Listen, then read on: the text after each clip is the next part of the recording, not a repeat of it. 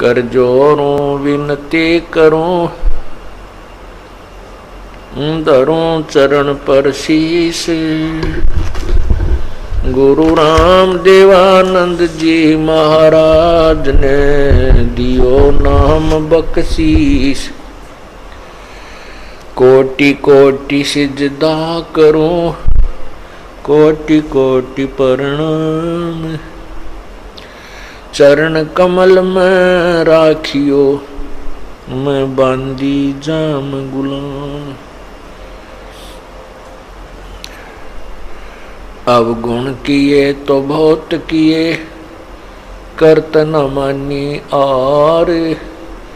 बावे बंदा बख्श दियो, बावे गर्दन उतार। अवगुण मेरे बाप जी बख्शो गरीब नवाज।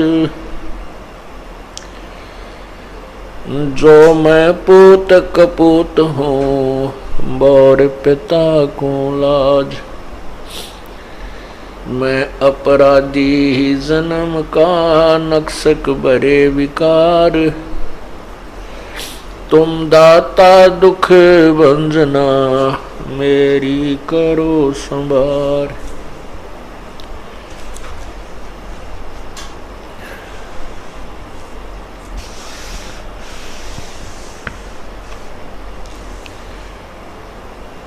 बंदे तू कर बंदगी, जय चावे दीदार। अवसर मानुष जन्म का, मिले न बारंबार।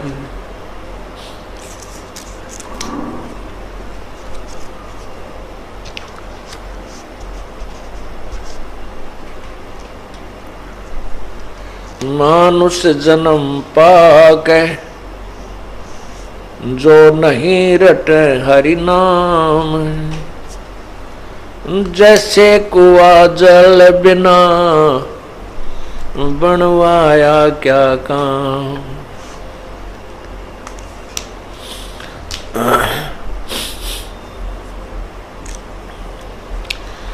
जिन हर की चोरी करी, गए राम गुण भूल। ते बिदना बागोल किए, रहे उर्दमुख झूल। लूट सको तो लूटियो, राम नाम की लूट।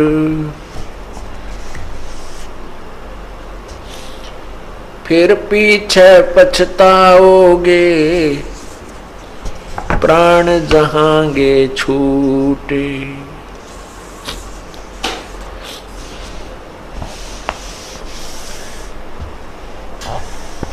नहीं भरोसा देही का, ये विनस जावे छिन माही। श्वास उश्वास में नाम जपो, और यतन कछु नाही। श्वास उश्वास में नाम जपो, व्यर्था श्वास मत खो। ना जाने इस श्वास को, आवण हो कि न हो। वो मर्द गर्द में मिल गए, रावण से रणधीर। तेरी क्या बुनियाद, मर्द गर्द में मिल गए वह रावण से रणधीर। कंस के सी चाणूर से, ऋणा कुश बलबीर। तेरी क्या बुनियाद है, जीव जन्म धर लेत। गरीबदास हरि नाम बिना, तेरा खाली रह जा खेत। खाली हेत कुहेत से, बीज बिना क्या होवे।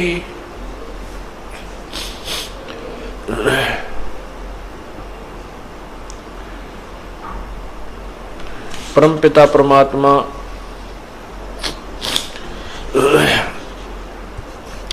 सारी सृष्टि के रचनहार कुल मालिक कबीर परमेश्वर जी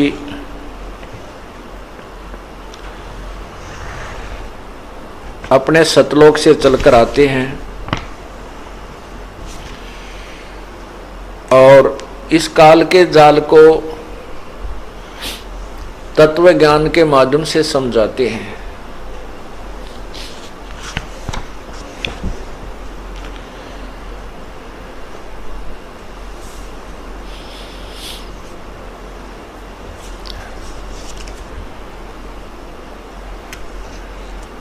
काल के विषय में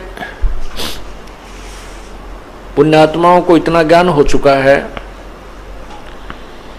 कि वो काल कौन है, उसका उद्देश्य क्या है, हमारे को यहाँ अपनी कैद में, अपने जाल में फंसाए रखने का उसका उद्देश्य क्या है।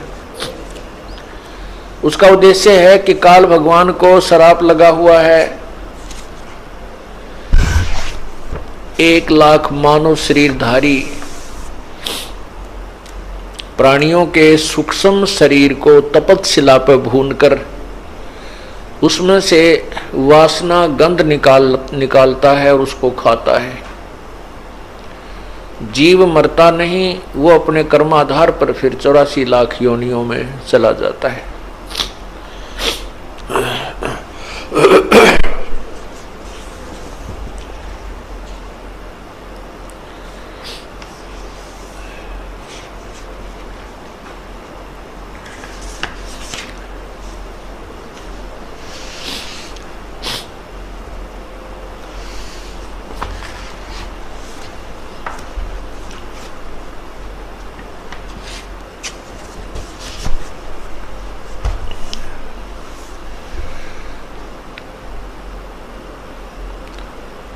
परमपिता परमात्मा परमेश्वर कबीर जी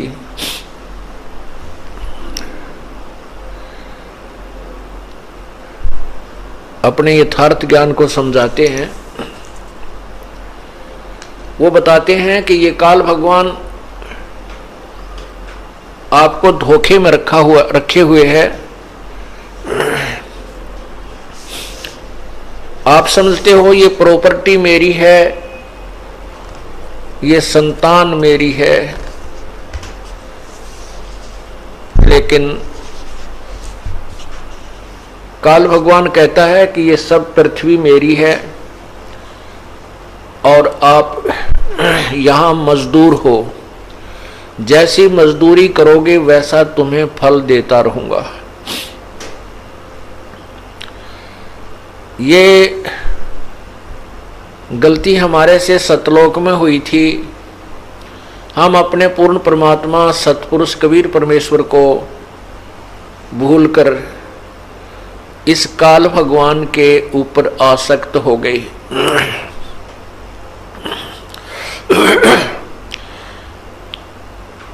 और उसके परिणाम स्वरूप आज हम अपने पिता के हृदय से उतर गए। आज हम यहाँ काल के जाल में फंसे हुए हैं। यहाँ कैसी दुर्गति प्राणी की हो रही है। कहते हैं तनधर सुखिया कोई न देखा, जो देखा सो दुखिया हो। उदय अस्त की बात करते हैं, मैंने सबका किया विवेका हो।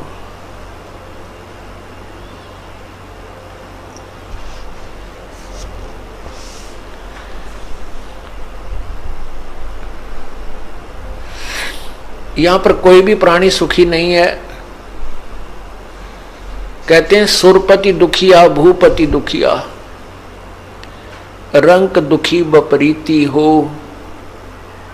कह कबीर और सब दुखिया, एक संत सुखी मन जीती हो।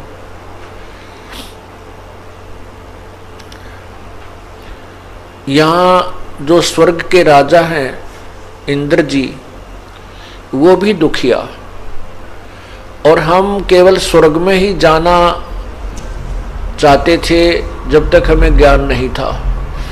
और स्वर्ग को एक सर्वोत्तम वस्तु मानकर उसी को टारगेट बना रखा था, साधनाएं किया करते थे।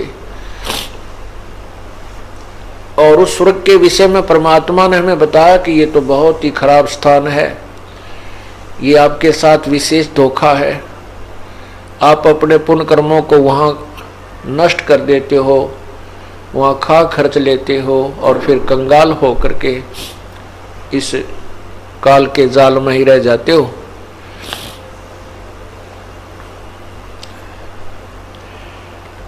अब काल भगवान ने अपना टेस्ट बनाने के लिए, मानव शरीर खाने के लिए, इसने कैसे विषय विकार प्राणी को लगा दिए। मनुष्य जीवन में अन्य पशु पक्षियों से भी ज्यादा विकार विषय ये प्राणी करता है। जैसे सुल्फा पीना, शराब पीना, मांस खाना, हुक्का तंबाकू पीना, चरस पीना और भी बहुत सी नशीली वस्तुएं, शराब पीना, ये इसका और विशेष कर्तव्य मान लिया इसने। ये विकार और एक्स्ट्रा करता है ये अन्य प्राणियों से। ये करवाता कौन है? ये मन करवाता है। मन कौन है? ये ज्योति निरंजन है। ये काल का ही एक अन्य रूप समझिए, यही यहाँ का संचालक है। और ये प्राणी से ये विकार करवाता है अपने टेस्ट बनाने के लिए, अपना स्वाद बनाने के लिए। जैसे हम सारे जीवन में खाना खाते हैं या कोई जैसे अन्य विकार करते हैं, शराब पीते हैं, मांस खाते हैं, हुक्का पीते हैं, वो और नाना प्रकार की जो सब्जियां वगैरह खाना, नाना भिन्न भिन्न प्रकार की जो मिष्ठान खाना, ये सारी वासनाएं हमारे एक सूक्ष्म शरीर है, इस शरीर के नीचे, उस सूक्ष्म शरीर में जाकर के ये समा जाती है। शराब की जो वासना है, तंबाकू की जो वासना है और अन्य जैसे मांस खाते हैं, तो इस तरह की जो वासनाएं हैं ये अंतर हमारे सूक्ष्म शरीर में समा जाती हैं। ऐसा इसने सिस्टम बना रखा काल भगवान ने। तो सूक्ष्म शरीर को तपतशिला के ऊपर भून कर ये काल भगवान वो वासना निकालता है जो इस जीव ने पूरे जीवन में विकार करके ग्रहण की थी। और जिसने ज्यादा सुल्फे पी रखे हैं, जिसने ज्यादा हुक्के पी रखे हैं, ज्यादा शराब पी रखी है, उसमें ज्यादा मलाई होती है उसकी, और उनको ज्यादा समय तक तपतशिला पर भूनता है। वो ज्यादा कष्ट उठाते हैं। कष्ट तो सभी को होता है, लेकिन जिन्होंने विकार कम किए होते हैं उनका जल्दी पीछा छूट जाता है। जिनके अंदर अच्छा माल है, ज्यादा विकार किए हैं, उनको काल काफी समय तक, बहुत समय तक तपतशिला पर भूनता है और बहुत बुरा हाल प्राणी का हो जाता है। अब सूक्ष्म शरीर के अंदर ही इस प्राणी को दर्द होता है, पीड़ा होती है, दुख सुख का अनुभव होता है। जैसे ये शरीर जब छूट जाता है तो इस शरीर को काटो चाहे फूको, ये नहीं चल सकता, क्योंकि ये पीड़ा उस प्राणी को हो रही थी जो इसके अंदर था सूक्ष्म शरीर में, और इसके माध्यम से उसको पीड़ा हो रही थी इस स्थूल शरीर के माध्यम से, और सूक्ष्म शरीर के अंदर ही उसको ये सुख और दुख का अनुभव हो रहा था। तो सूक्ष्म शरीर जब निकल जाता है, सूक्ष्म शरीर में जीव होता है और उस सूक्ष्म शरीर को फिर तपतशिला के ऊपर डाला जाता है। वो नेक्ड हो जाता है और ज्यादा पीड़ा महसूस करता है और उसकी वहां बहुत दुर्गति होती है तपतशिला पर। इसलिए परमात्मा हमारे विकार छुड़वाते हैं। कबीर परमात्मा की रजा बिना ये प्राणी कोई भी विकार नहीं त्याग सकता, और इन विकारों को ग्रहण बहुत शीघ्र कर लेता है। आप देखो हुक्का, तम्बाकू, ये क्या लाभ देता है? सबको पता है, पीने वाला भी कहता है कि ये बहुत बुरी चीज है। हुक्का, तम्बाकू, सिगरेट, बीड़ी, जहां भी जिस भी माध्यम से तम्बाकू का सेवन होता है, ये सभी मानते हैं कि ये अच्छी वस्तु नहीं है, फिर भी पी रहे हैं। और छोड़ने की प्रार्थना करते हैं तो कहते हैं हमारे बस की बात नहीं, हम नहीं छूटती, छोड़ नहीं सकते। ये मन नहीं छोड़ने देता, क्योंकि इसने तो इसमें अपना माल तैयार करवाना है, इस प्राणी को बर्बाद करना है। कबीर परमात्मा की रजा होने के बाद ये प्राणी इन विकारों को छोड़ सकता है। ये मन कबीर परमेश्वर से डरता है, हिचकता है, उसकी कृपा से ही ये जीव को छुटकारा देता है। ऐसे ऐसे शराबी लोग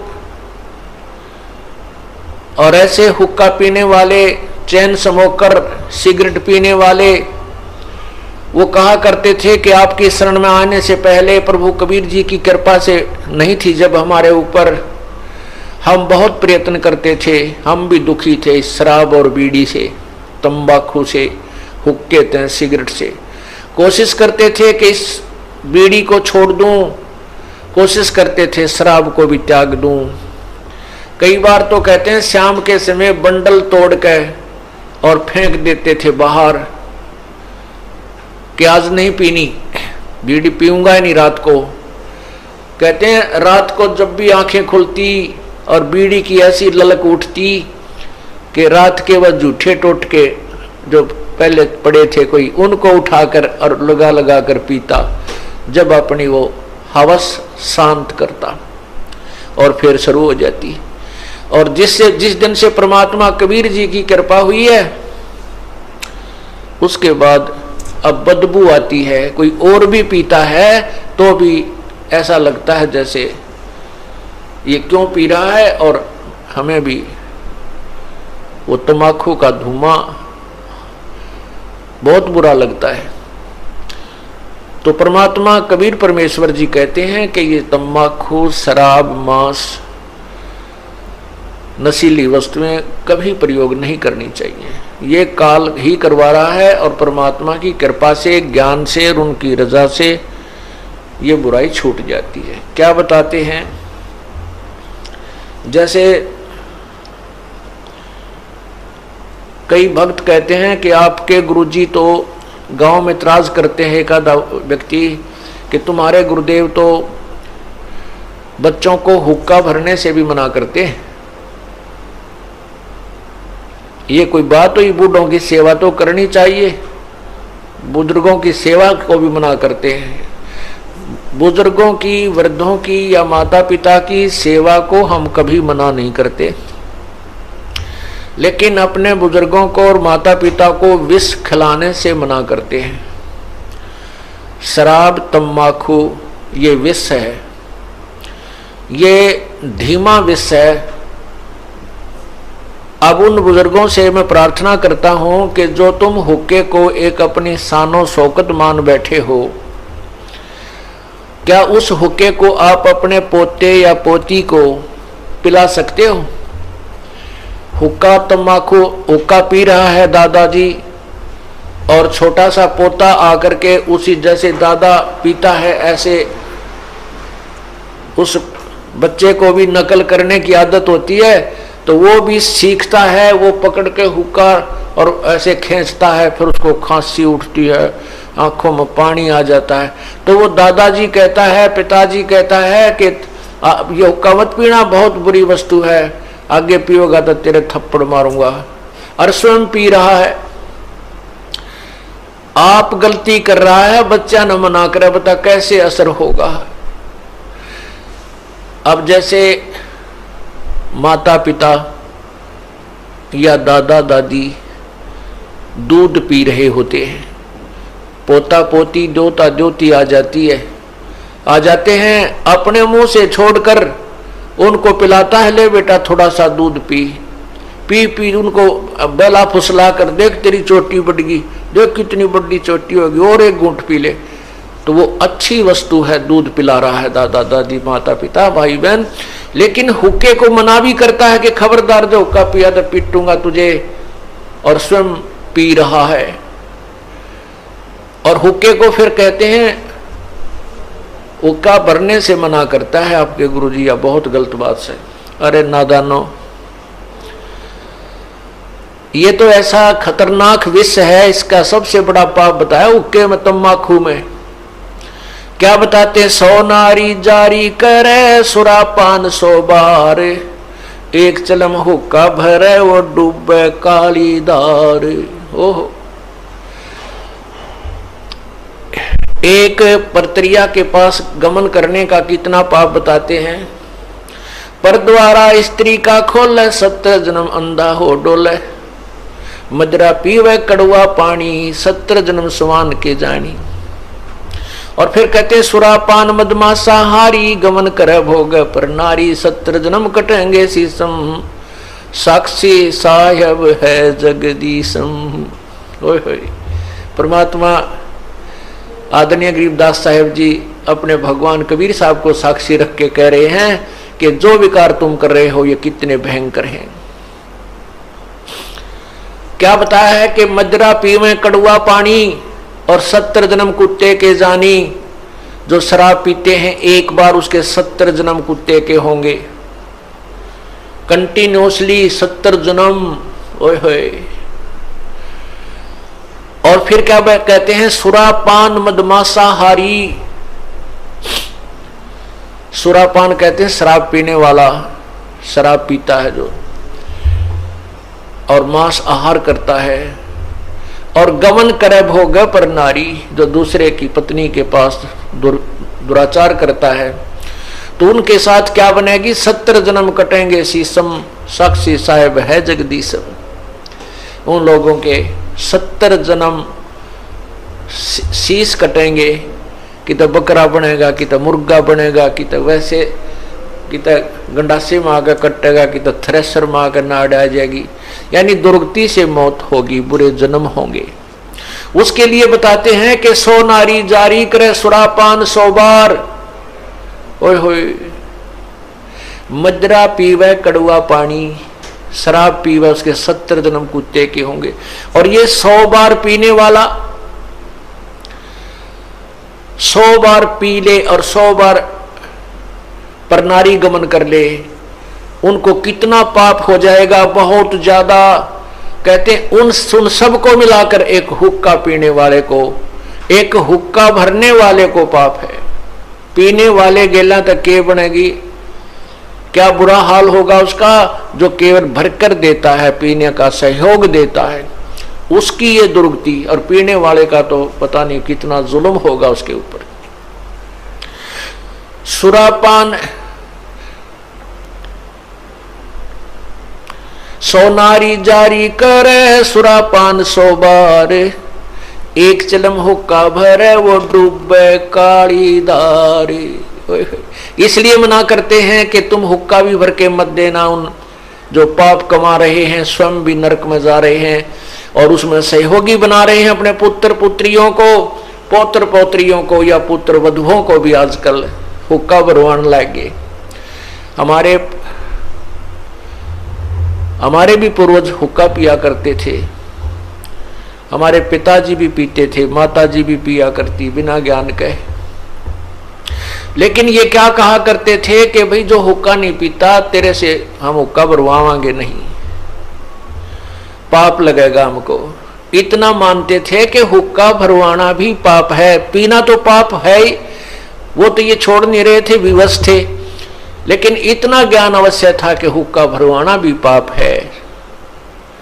जो पीवे है वो तो पाप का भागी हो ही रहा है, वो तो नरक में जाएगा। तो पुण्यात्मा परमात्मा की भक्ति से वो सब पाप खत्म हो जाते हैं। जैसे कपड़ा मैला हो जाता है, साबुन लगाने से वो ठीक हो, स्वच्छ हो जाता है। तो हमारे माता पिताजी को जब ये ज्ञान हुआ, तुरंत त्याग दिया उसी दिन। उसके बाद आज 20 वर्ष हो गए, इन्होंने छुआ नहीं है उस पाप को। तो इसी को कहते हैं, समझा है तो सर दर पांव, बहुर नहीं रे ऐसा दाव। निर्मल जीवन हो गया, समझ शरीर हो गया, और भक्ति भगवान की प्रवेश हो गई। तो क्या बताते हैं एक चलम हुक्का भरे वो डूबे काली धार। अब हुक्का इतना पाप बताया है हुक्के में। आदरणीय गरीबदास साहिब जी अपने घोड़े पर बैठकर किसी गांव में जा रहे थे अपने रिश्तेदारी में।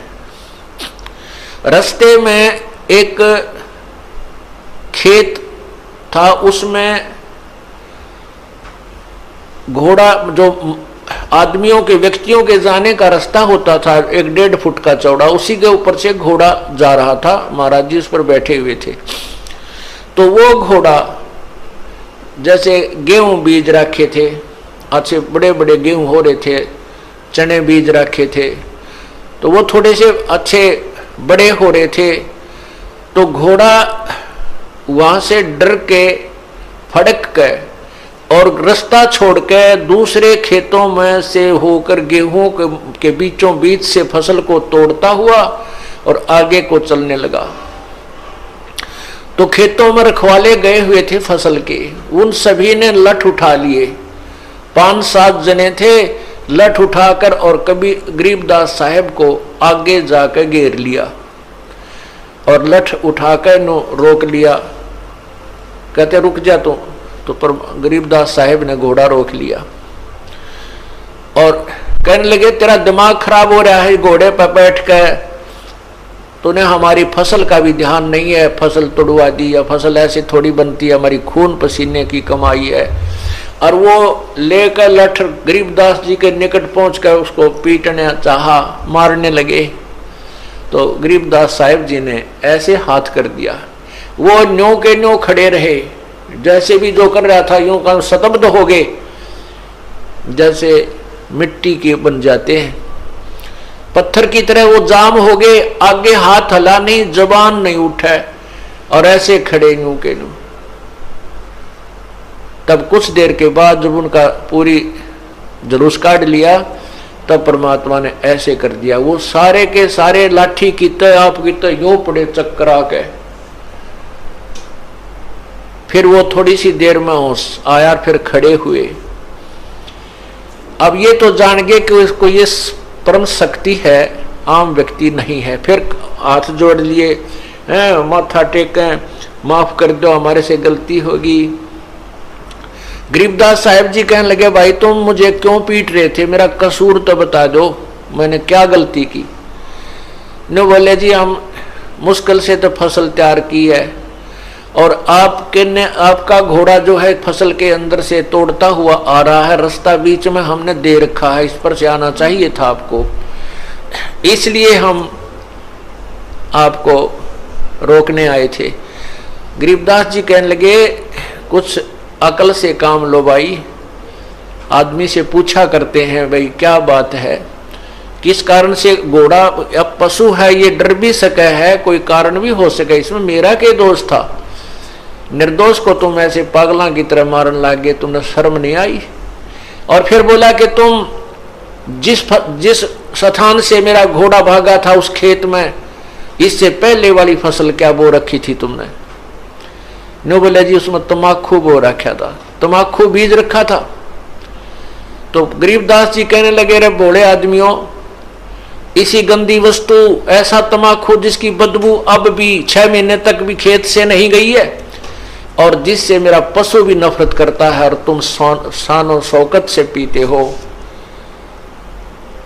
आज के बाद ना तमाकू पीना और ना ही इसका बीजना,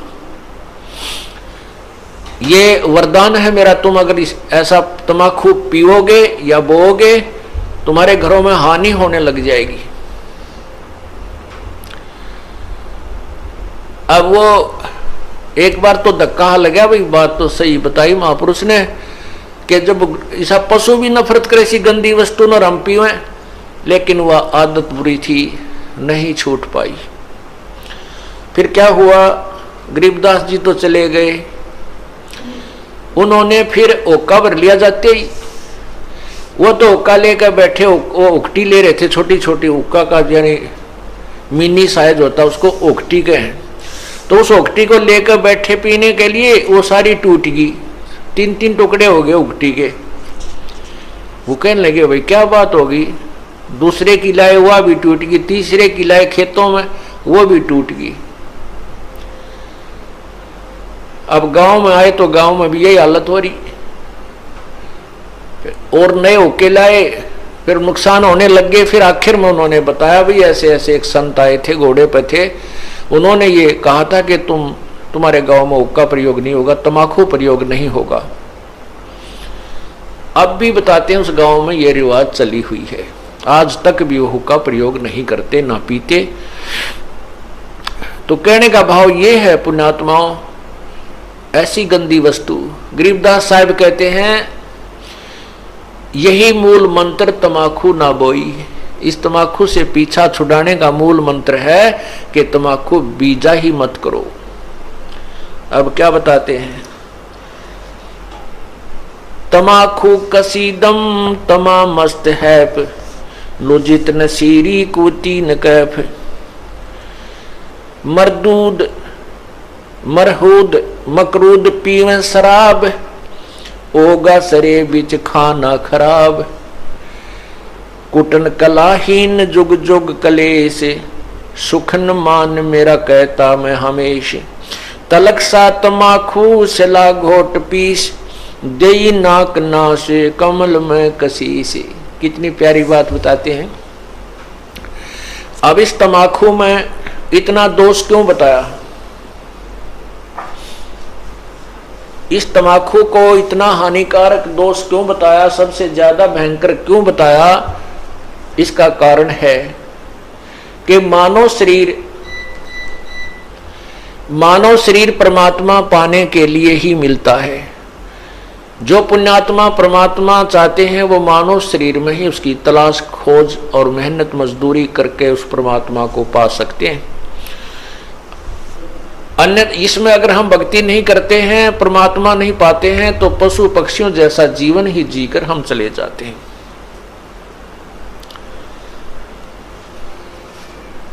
अब ये हमारे शरीर में कमल बने हुए हैं, कमल, इन कमलों में भगवानों का वास है। मूल कमल में गणेश जी और स्वाद कमल में सावित्री ब्रह्मा जी, नाभि कमल में विष्णु और लक्ष्मी जी, हृदय कमल में शिव और पार्वती जी, और कंठ कमल में शेरा वाली दुर्गा जी।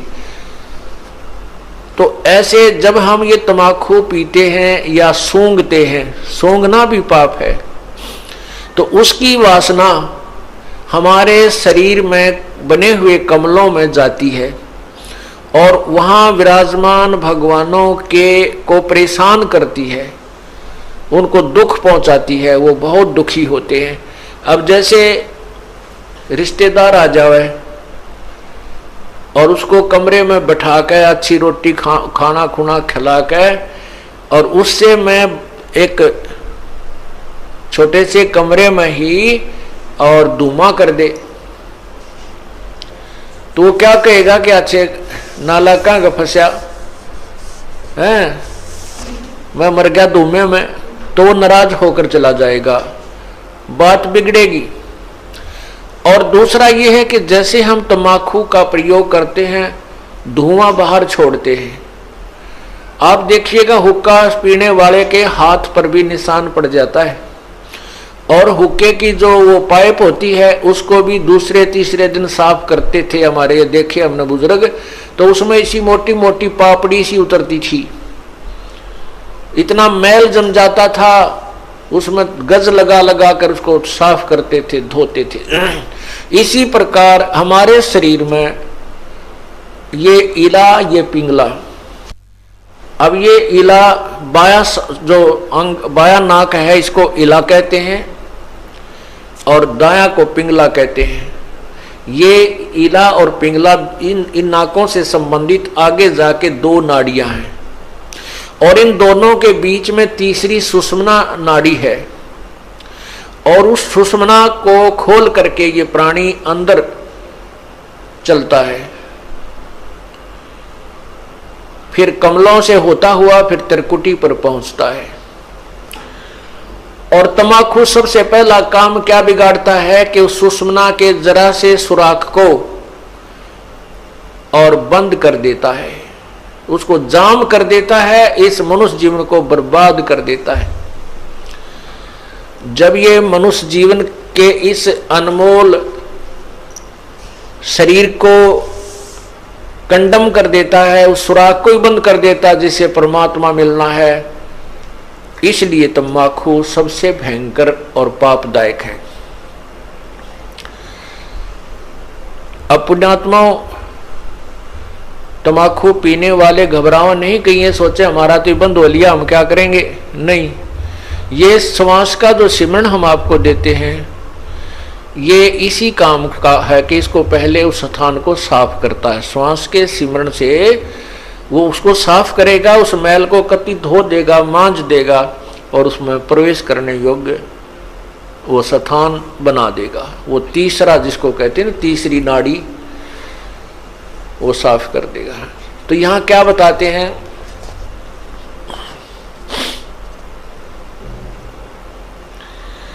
तलक सा तमाकू सिला घोट पीस, दई नाक नासा कमल में कसीस, करी चूर चकना धरा नाम नाश, धरा नाक नाश, 70 घलाई गति 70 सलाई गति काट मास, व्यस्त के दरीबे में जो दीनी दुलद, अगर मूल मौला जहां बसत है प्रसिद्ध, हिंदू तुर्क को जो दीनी तलाक, पीवे तमाकू जो सरे के कजाक। जो तमाकू पान करते हैं, हुक्का पीते हैं या सिगरेट बीड़ी पीते हैं, वो कहते हैं परमात्मा के दोषी हैं, कजाक हैं।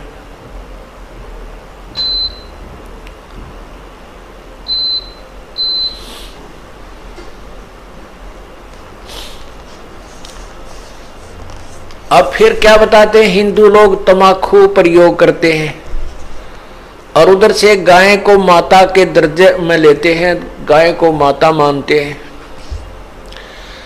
तमाकू की उत्पत्ति कैसे हुई? एक ऋषि का साधु था राजा, एक ऋषि का साधु राजा था और एक दिन राजा ने अपने साधु ऋषि को आमंत्रित किया अपने घर पर जलपान के लिए। तो राजा ऋषि ने बहुत मना किया अपनी पत्नी को कि राजाओं का और ऋषियों का कोई मेल नहीं होता, राजा बड़े अभिमानी होते हैं, ये कोई हमारे सिर में दर्द करेंगे। लेकिन वो ऋषि पत्नी नहीं मानी, कहने लगे मेरी बहन कब कब मुझे बुलावे, आप तन्यों नाक चढ़ाया करो, कोई भी काम हो जा। अर्थात ऋषि जी को विवश कर दिया राजा के घर जाने के लिए। अब राजा के घर गए तो राजा ने अपनी जो महिमा बना दिखाने के लिए और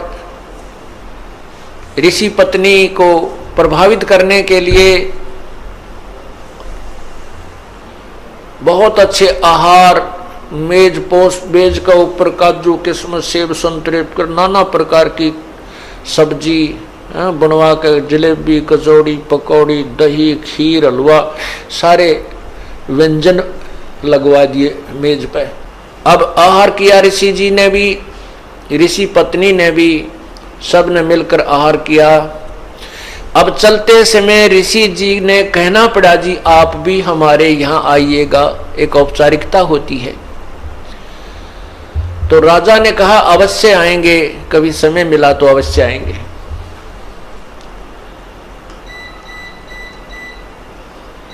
एक दिन वो समय मिल गया, राजा ने संदेशा भिजवा दिया कि हम आ रहे हैं।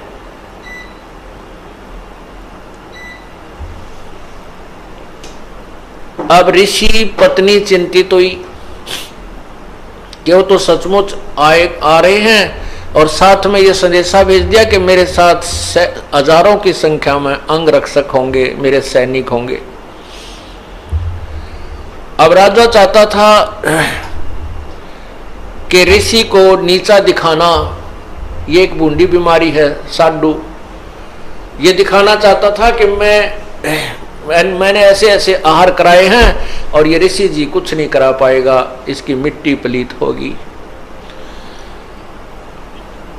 और परमात्मा कहते हैं कबीरा सब जग निर्धना, धनवंता ना कोई, धनवंता सो जानियो जप राम नाम धन होए।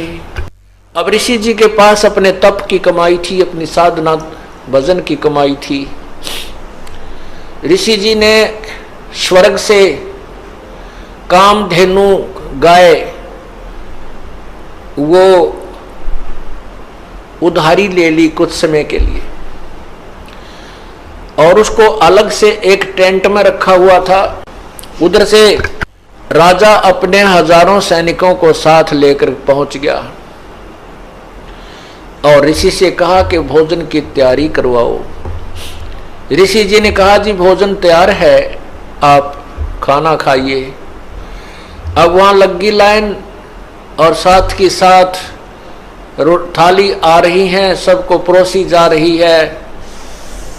ऋषि जी ने अपने एक सेवक को उस गाय वाले टेंट के सामने बैठा दिया, वो उठा उठा कर थाली बाहर रखता रहा।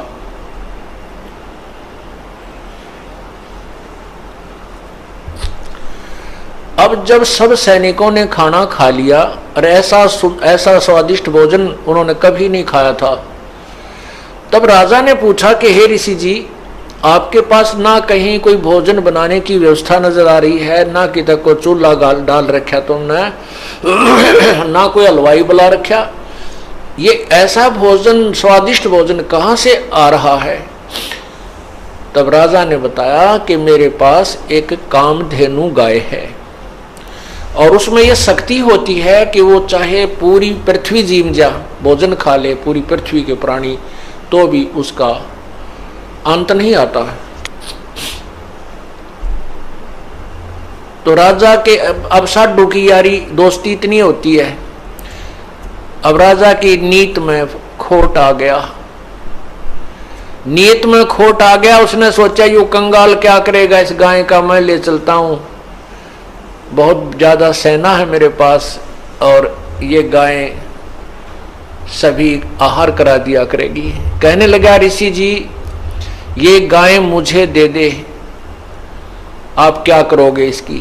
ऋषि जी ने कहा ये गाय मेरी नहीं है, मैं उधारी लाया हूं, मैं आपको नहीं दे सकता। तो राजा बोला सैनिकों से कि सैनिकों इस गाय को छीन लो।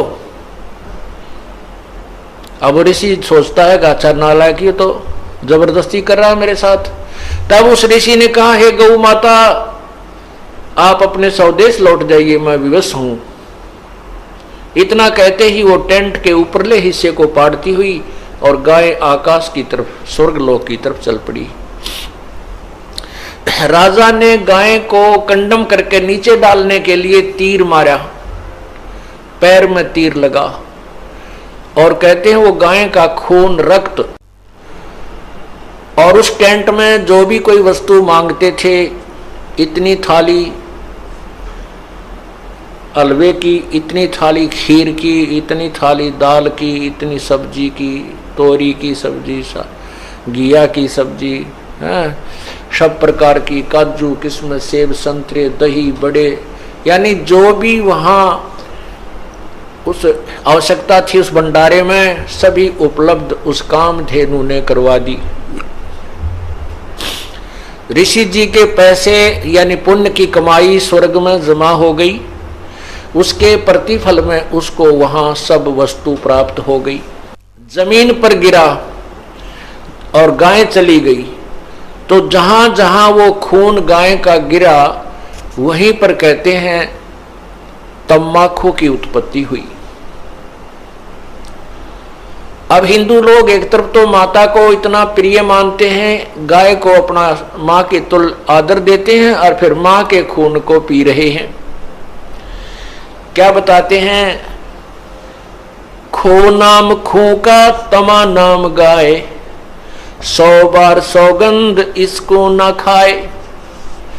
तमा नाम खूं का, खू नाम खून का, और तमा नाम गाय, सौगंध 100 बार इसको ना खाए।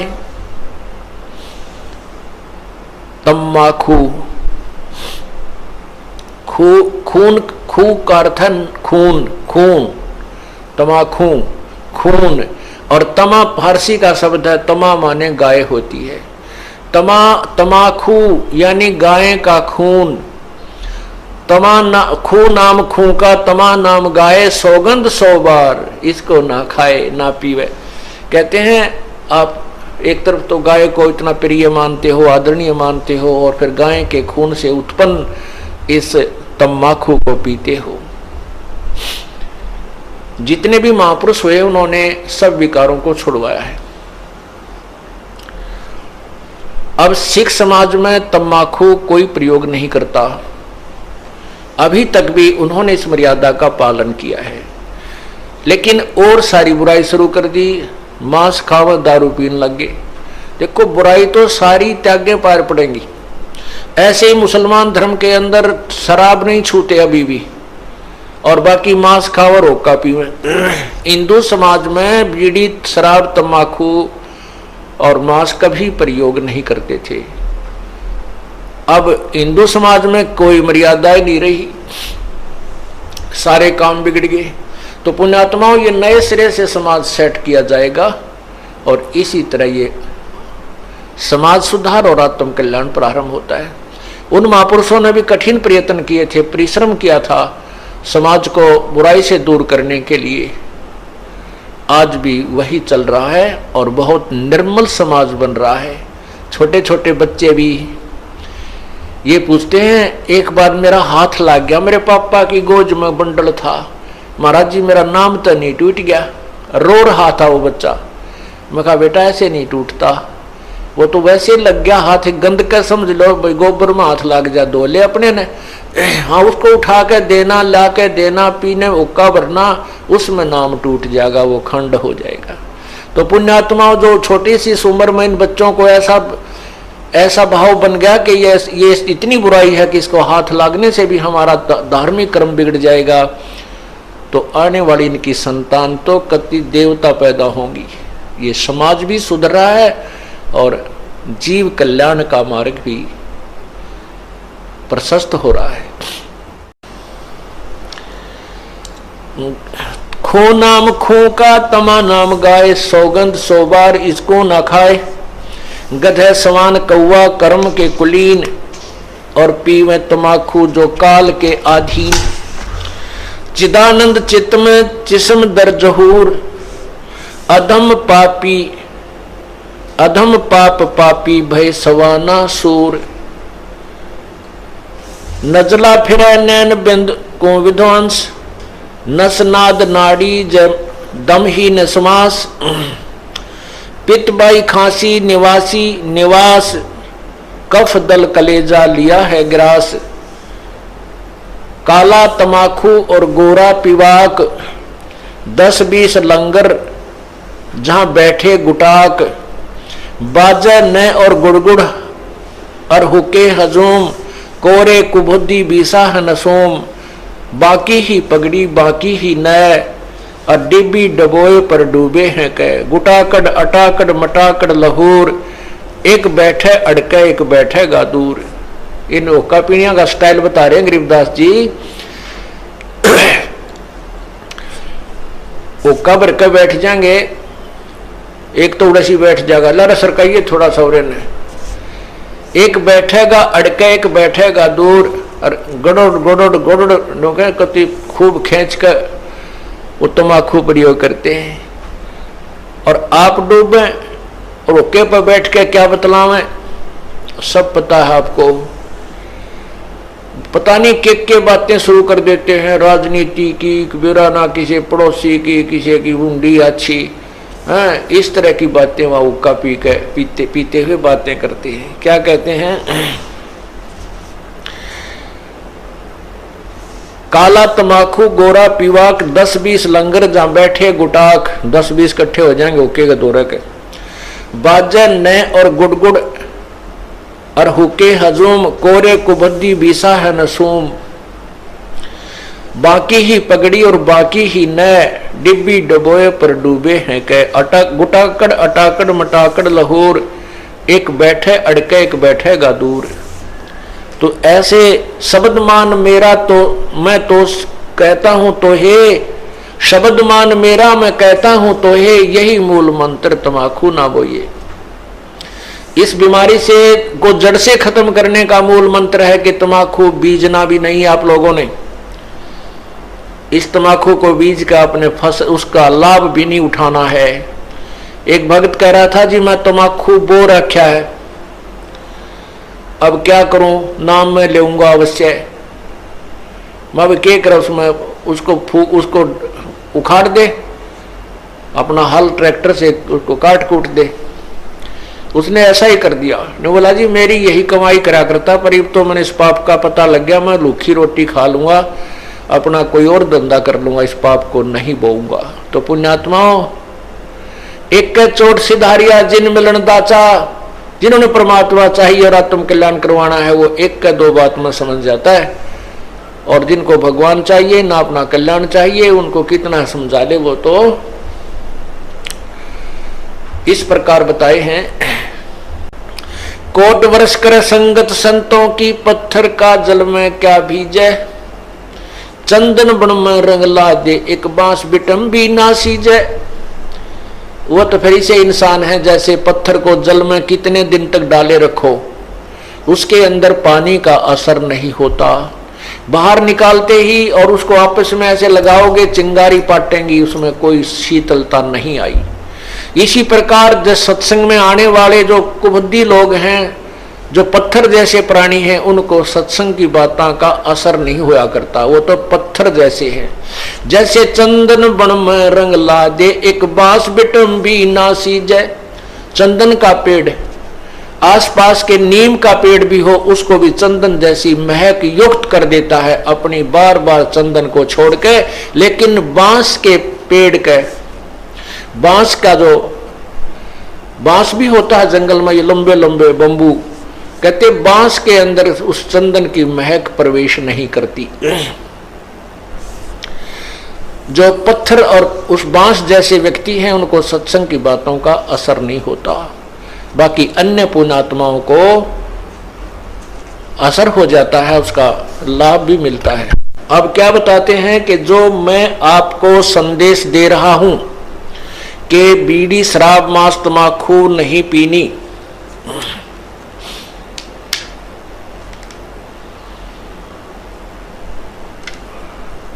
क्या बताते हैं, और इतने उदाहरण दे रहे हैं कि सुरापान मदमासा हारी, गमन करे भोगे पर नारी, 70 जन्म कटेंगे शीशम, साक्षी साहिब है जगदीशम। 100 नारी जारी करे सुरापान 100 बार, एक चिलम ओका बरे वो डूबे काली धार।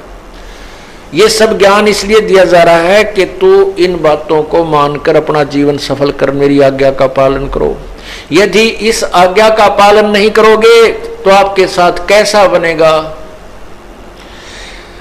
अजाजील बंदा गया ईराना समूल, सरे का वचन जिन किया अदूल।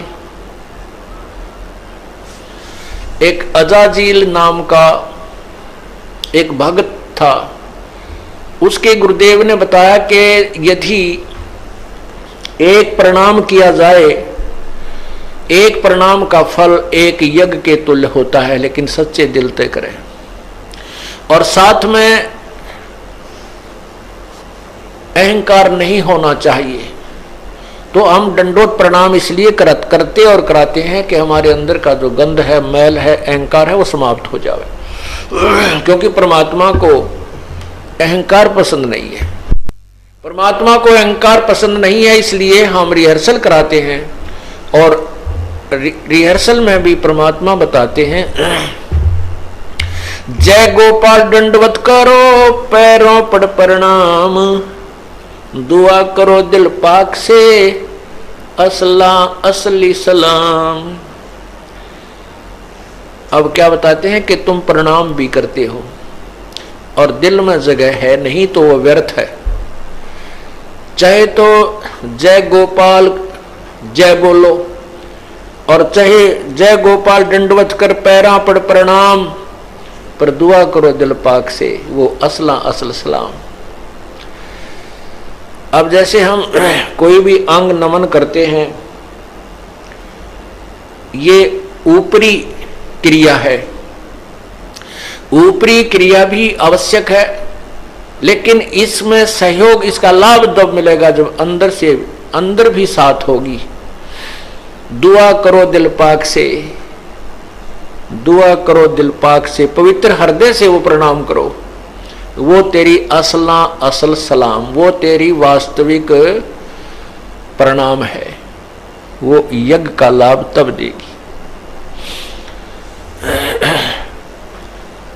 अब हृदय में जो कसक आती है प्रभु के प्रति, उसका लेखा होता है। ये वैसे उठे पीठे उठ प्रणाम करते रहे, दंडवत करते रहे, बार बार करते रहे, अंदर जगह है नहीं, तो वो तो व्यायाम कर रहे, हम प्रणाम नहीं कर रहे, व्यायाम कर रहे। दुआ करो दिल पाक से, असला असली इस्लाम। अब जैसे प्रणाम का अर्थ होता है नमस्ते, प्रणाम। नमस्ते का अर्थ होता है मैं आपको झुकता हूं, नमन करता हूं, ऐसे ऐसे इसको प्रणाम कहो, नमस्ते कहो, नमस्कार कहो। तो हमारा साथ में शीश भी झुकना चाहिए और साथ में हाथ भी करबद्ध होने चाहिए। तो क्या बताते हैं, आए का आदर करे और चल तो नवावे शीस, तुलसी ऐसे मीत को मिलियो बिस्वे बीस। आए का आदर नहीं नाने नन में नेह, तुलसी वाना जाइयो चाहे कंचन बरसे में। अब यहां संसारिक व्यवहार में बताया है, परमात्मा के मार्ग में इससे थोड़ा सा भिन्न हो जाता है। फिर भी हमने इसका सहयोग लेना है, इन बातों को अपने हृदय में दसाना है।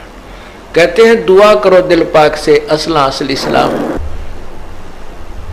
अब जैसे किसी व्यक्ति को अधरंग मार गया है और वो कर नहीं जोड़ सकता, लेकिन हृदय में जगह है, तो उसकी परिणाम है। और भी कई बीमारियां हो जाती हैं जिस कारण से वो प्रणाम करने में असमर्थ रहता है कुछ समय, तो उस समय भी उसकी जो हृदय में जगह है भगवान की के प्रति, संत के प्रति, जो हृदय में उसका उसकी आर्थिक इच्छा है और हृदय से वो अंदर ही अंदर प्रणाम कर रहा है, वो लेखे में है उसकी।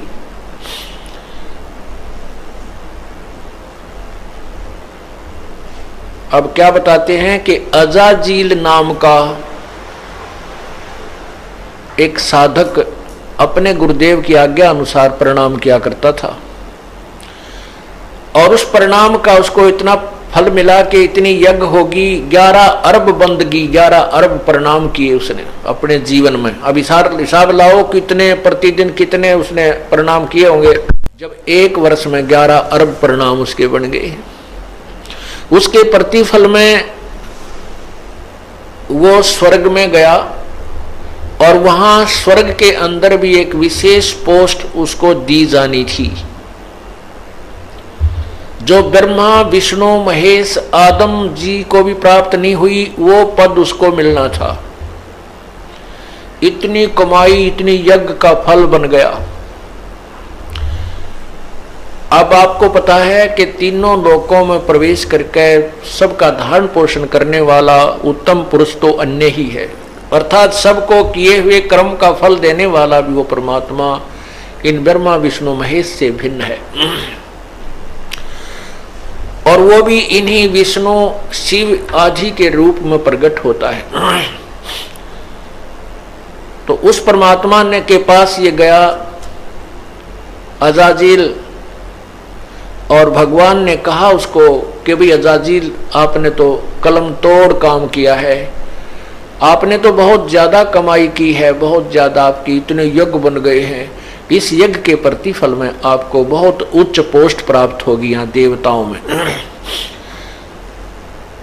अब अजाजिल में बहुत ज्यादा खुशी होगी और अहंकार छा गया और कहा कि मेरा किए हुए कर्म का फल है, मुझे मिलेगा, मैंने मेहनत की है। तो उसने, भगवान ने कहा कि अजाजिल तेरे अंदर इतनी शक्ति आ गई है, तू एक व्यक्ति भी उत्पन्न कर सकता है। अजाजिल बोला, भगवान कैसे उत्पन्न करूं कि तू एक व्यक्ति उत्पन्न कर दे, कैसे करूं? भगवान ने कहा तू कह दे नर भवय। उसने कह दिया नर भवय, एक सुंदर नौजवान लड़का सामने प्रकट हो गया। अब परमात्मा ने कहा कि अजाजिल इसको प्रणाम कर दे। अजाजिल बोला मैं प्रणाम नहीं करूं, ये तो मेरा बेटा है, अपने पैदा किए हुए को बाप प्रणाम नहीं करेगा, मैं नहीं करूंगा इसको। अब भगवान बोला, रे बोले आदमी, तू यहां पर पहुंचा ही प्रणाम के कारण है, प्रणाम की कमाई से, और उसी में तू अब अभिमान कर रहा है।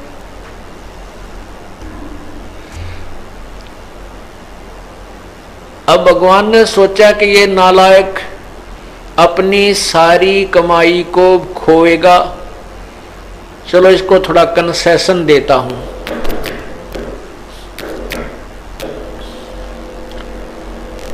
इसको कंसेशन देता हूं।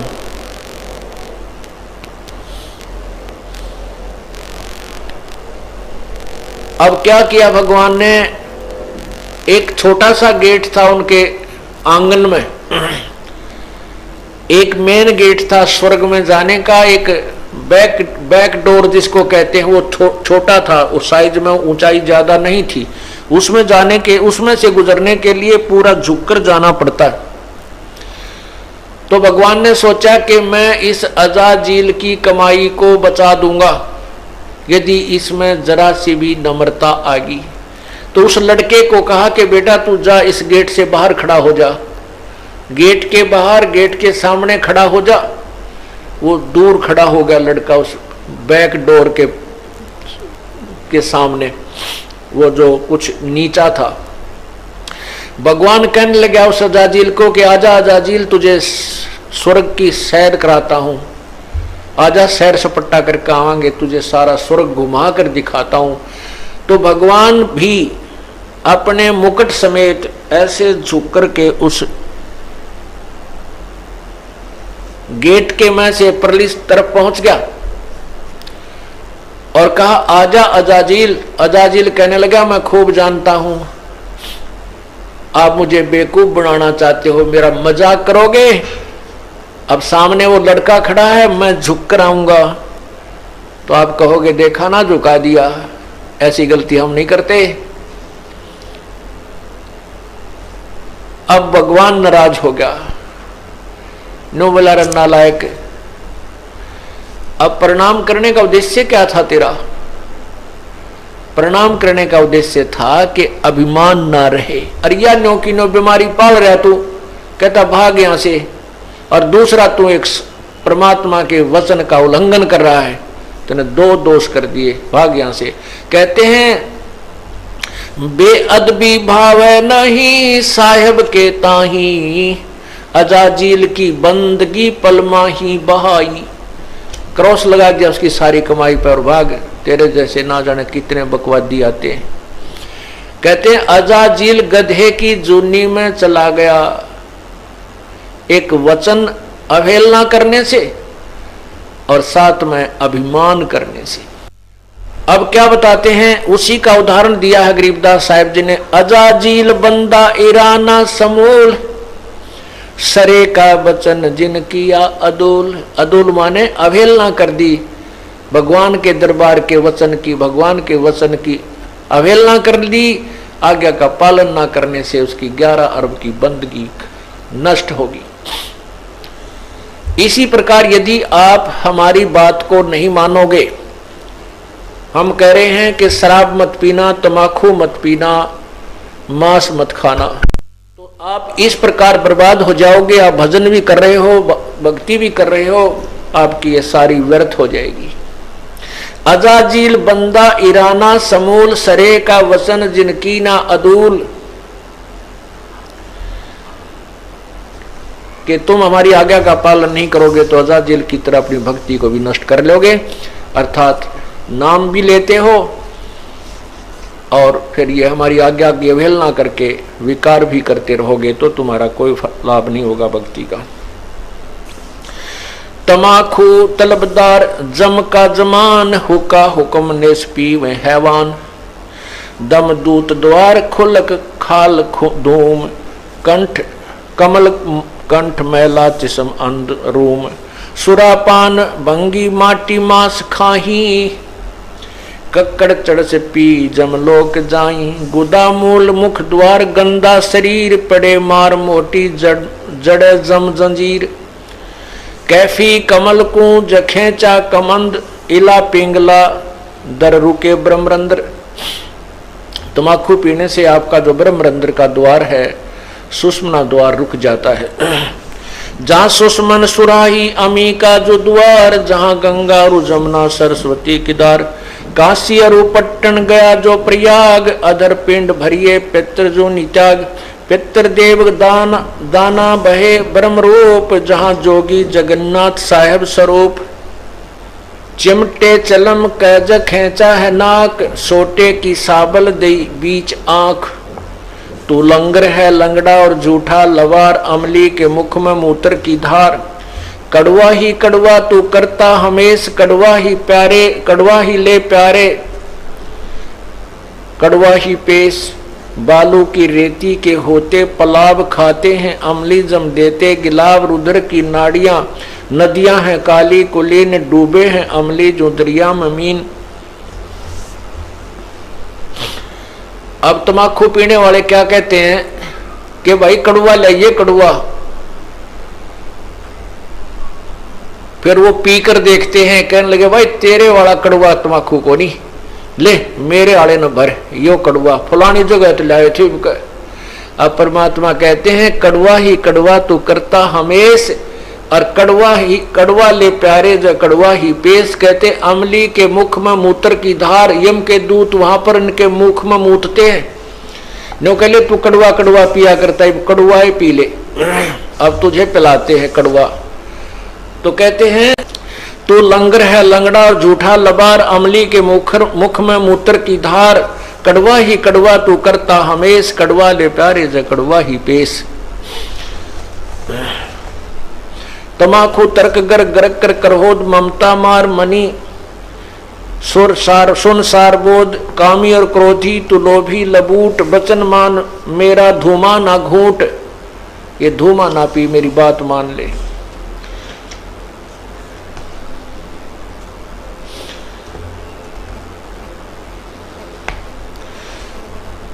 तमाकू तरासा निराशा निराश, भूले धनी जो कहिए इलास, पामर परम धाम जाते ना कोई, झूठे अमल पर दी जान खोई।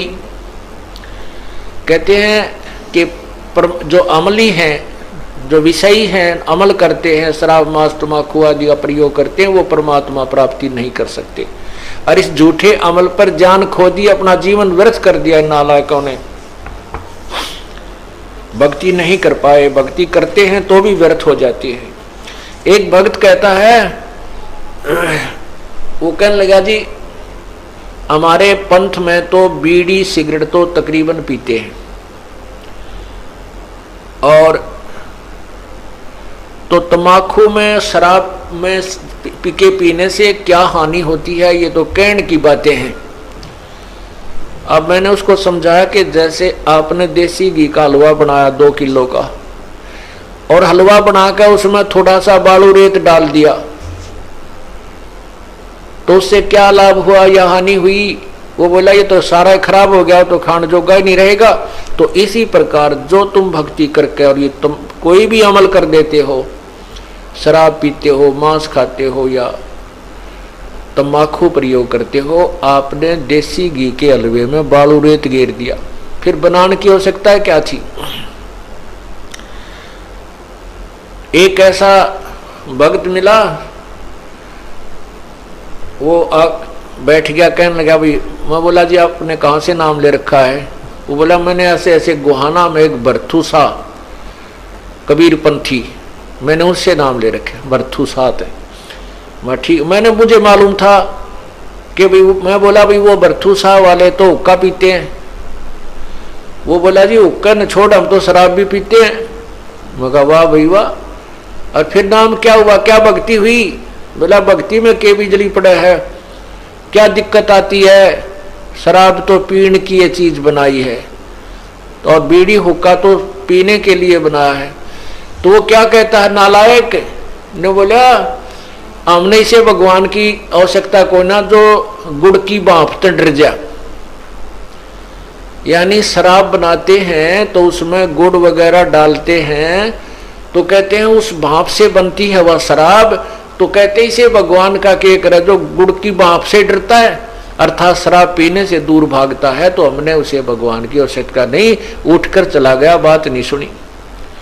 तो ये इनके लिए तो परमात्मा कहते हैं कोट वर्ष कर संगत संतों की, पत्थर का जल में के बीजे, चंदन बन में रंग ला दे, एक बांस बिटम्बी ना सीजे। ये ऐसे व्यक्ति हैं जो भगवान नहीं चाहते कि और बकवाद चाहते हैं, वो संतों की बातों पर असर नहीं करते, अमल नहीं करते। मुर्दा मुजावर हरामी हराम पीवे तमाखू, जो झूठे गुलाम अंदर अंधेरी न चिस्मो चिराग, पीवे तमाखू उनके गए फूट भाग। अमली अलह के जनाम कबीर, अमृत आहारी खुमारी शरीर। कहते हैं तुमने नशा करना है तो भगवान के नाम का करो, भगवान की भक्ति का, सेवा का, शिवण का, दान का नशा आपके अंदर होना चाहिए। ये झूठे अमल का, अब झूठे जो विकारों का नशा नहीं करना चाहिए। अमली अलह के जो नारद नरेश, ब्रह्मा विष्णु ध्यान शिव और गणेश, जुग जुग अमान्य दीवाने दीवान, पिया ज अमृत अमीरस पान। शोर गऊ को खाते हैं गरीब, शोर गऊ को खाते हैं, शंका नहीं सले से, शंकर से सतगुरु मिलो, उनका तो ना लगे उपदेश। जो निकम्मी आत्मा है और वो भगवान शंकर को भी मानते हैं और बम बम भी करते हैं, और फिर सुल्फा पाड़े, चल मुंह डूंडा ठावे और बीड़ी पीवे, शंकर भगवान भी तो पिया करते। देख ये जानो बरकत देखा करते भगवान थी। ऐसे भगवान को भी लांछन लगाते हैं, अपना अमल ना त्याग कर परमात्मा को भी दोषी बनाते हैं। कहते हैं न तो भगवान शंकर भी आके नो कह दे रहे मैं ना पिया करता, तुम छोड़ दो, कहते ये फिर भी ना माने।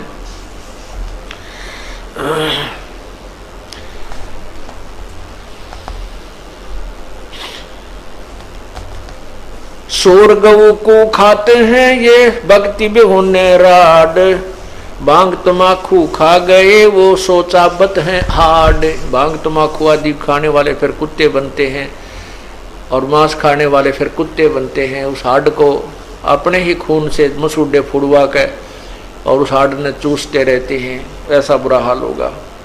गरीब भांग तमाखू पीवे ही ये गोसत मदराहार, चंद सूरज की आयु लग वो सिर पे धरे बेगारे। भांग तमाखू पीवे ही सुरापान से हेत, गोसत मिट्टी खा करिए जंगली बने परेत। गरीब पान तमाखू चाबे ही और नास नाक में देत, सो तो ईराने गए जो भड़बूजे का रेत। जो पान खाते हैं जिसमें तम्बाकू होता है, कत्था डालते और कई प्रकार के नशीली वस्तुएं डालकर चाबते हैं, और नाक नास में देत जो तम्बाकू सूंघते हैं, वो तो ऐसे व्यर्थ गए जैसे भड़बूजे का रेत। भड़बूजा उस रेत ने खूब गर्म कर लेता है और अपना काम निकाल कर उस रेत को फेंक जाता है। वो ऐसे कहते हैं युग काल आपको ऐसे नचा रहा है, आपको इतना दुखी कर रहा है, और फिर अंत में 84 लाख योनियों में डाल देगा, आपके जीवन को बर्बाद कर देगा।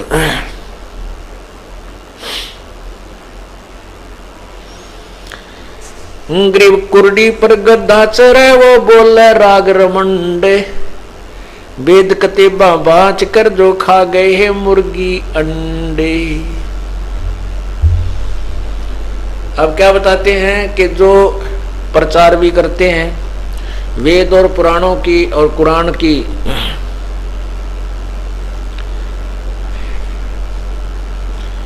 वेद कतेब भी पढ़ते हैं और ये ऊंची ऊंची आवाज लगा करके शिक्षा भी लोगों को देते हैं। पुराण और कुरान किताबों को पढ़कर, वेदों को पढ़कर सुनाते हैं। कहते वो तो ऐसे बोल रहे हैं जैसे कुर्डी पर गधा चढ़कर फिर अपने सुर में आवाज लगाता है। कहता है यही क्रिया उन लोगों की है जो स्वयं गलतियां करते हैं, दूसरों को शिक्षा देते हैं।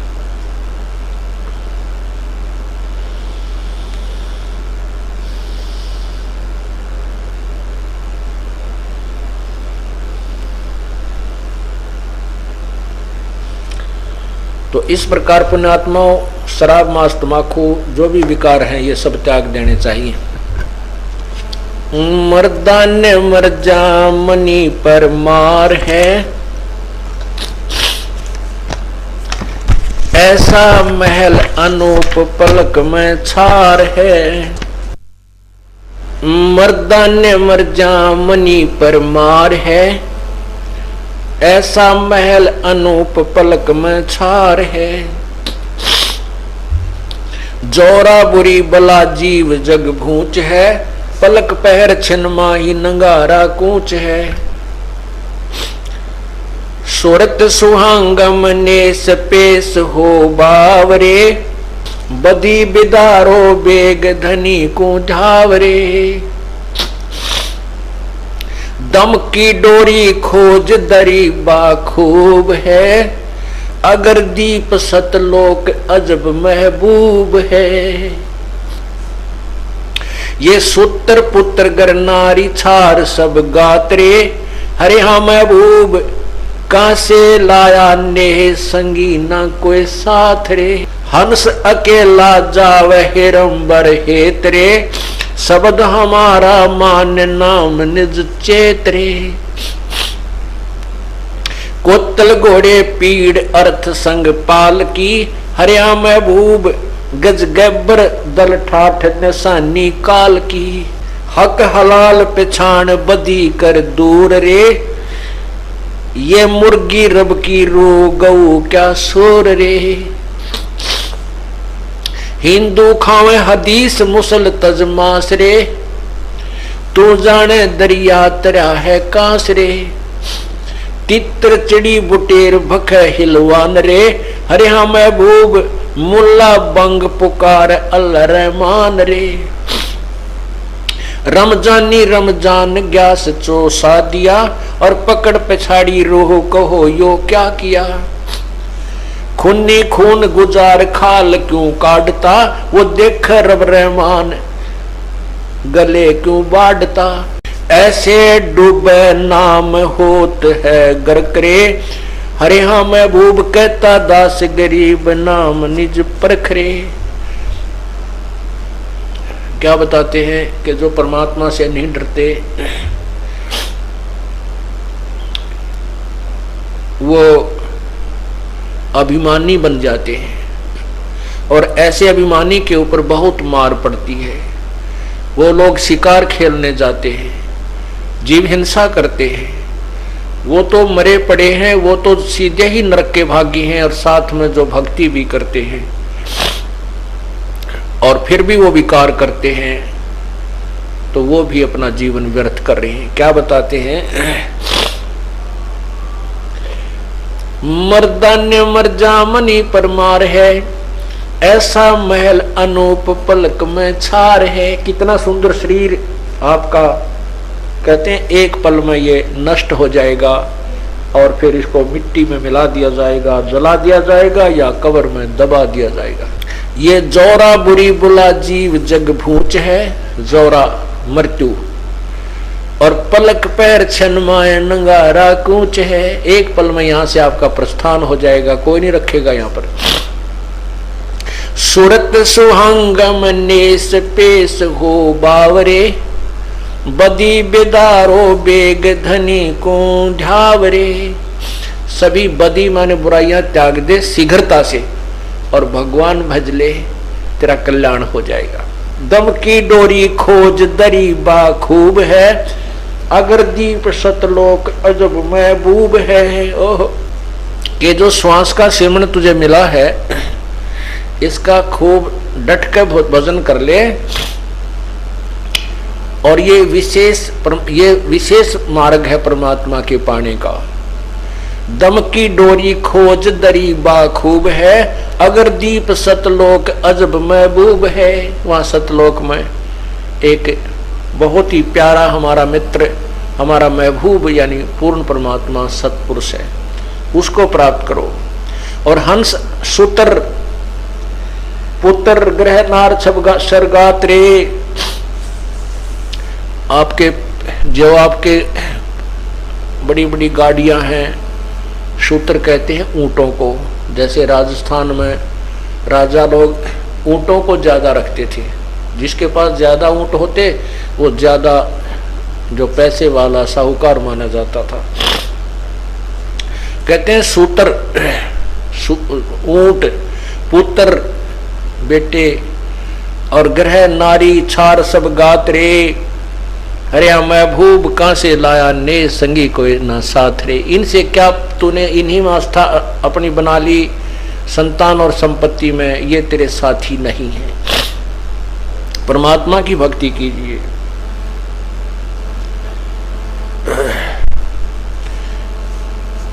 हिंदू खाए हदीस मुसल तजमास रे, तू जाने दरिया तेरा है कांस रे। कांसी का कोई भी मेटल, कांसी का बना हुआ, कांसी एक धातु है और वो पहले ज्यादातर प्रयोग हुआ करता था। थाली भी बनती थी, बेले भी कांसी के हुआ करते थे। तो कांसी क्या बना हुआ कोई भी पात्र दरिया पर नहीं तिरता, वो जल पर नहीं रुकता, वो डूब जाता है। उसका ऐसा गुण है उसमें। तो ऐसे ही आप जो परमात्मा की भक्ति करते हो और साथ में विकार भी करते हो, तो आप ये ना समझना कि जैसे काशी जल पर नहीं तिर सकता, ऐसे ही तू परमात्मा को नहीं पा सकता, इस संसार से पार नहीं हो सकता। रमजानी रमजान ग्यास चौसा दिया, कि रमजान के महीने में मुसलमान भाई व्रत रखते हैं, रोजे रखते हैं, और फिर गाय को मारकर या बकरे को मारकर खा जाते हो। कहते यूं क्या किया फिर? रमजानी रमजान गैस चौसा दिया और पकड़ पछाड़ी रू, कहो यो क्या किया। और खूनी खून गुजार खाल क्यों काटता, वो देखे रब रहमान गले क्यों बाढ़ता। वो परमात्मा देख रहा है, तू ऐसे पाप मत कर।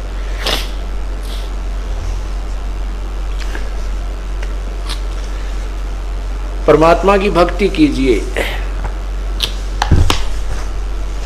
क्या बताते हैं? कबू न होवे मैला राम धन, कबू न होवे मैला, कबू न होवे मैला राम धन, कबू न होवे मैला।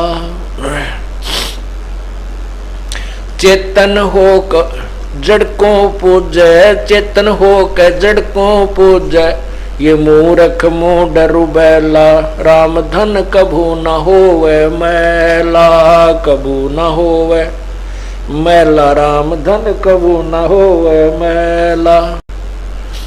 जिस दगड़े पंडित उठ चाले, जिस दगड़े पंडित उठ चाले, पीछे पड़ गया गैला, राम धन कभू न होवे मैला। जिस दगड़े पंडित उठ चाले, जिस दगड़े पंडित उठ चाले, पीछे पड़ गया गैला, राम धन कभू न होवे मैला, कभू न होवे मैला, राम धन कभू न होवे मैला।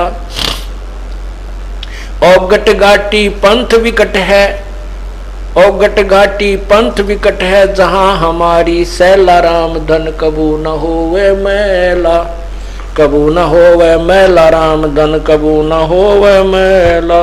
बिना बंदगी भैंसा की जय बोक बने के खेला, बिना बंदगी भैंसा की जय बोक बने कै खैला, कुकर सुकर खर के जेगा छोड़ सकल बद फैला।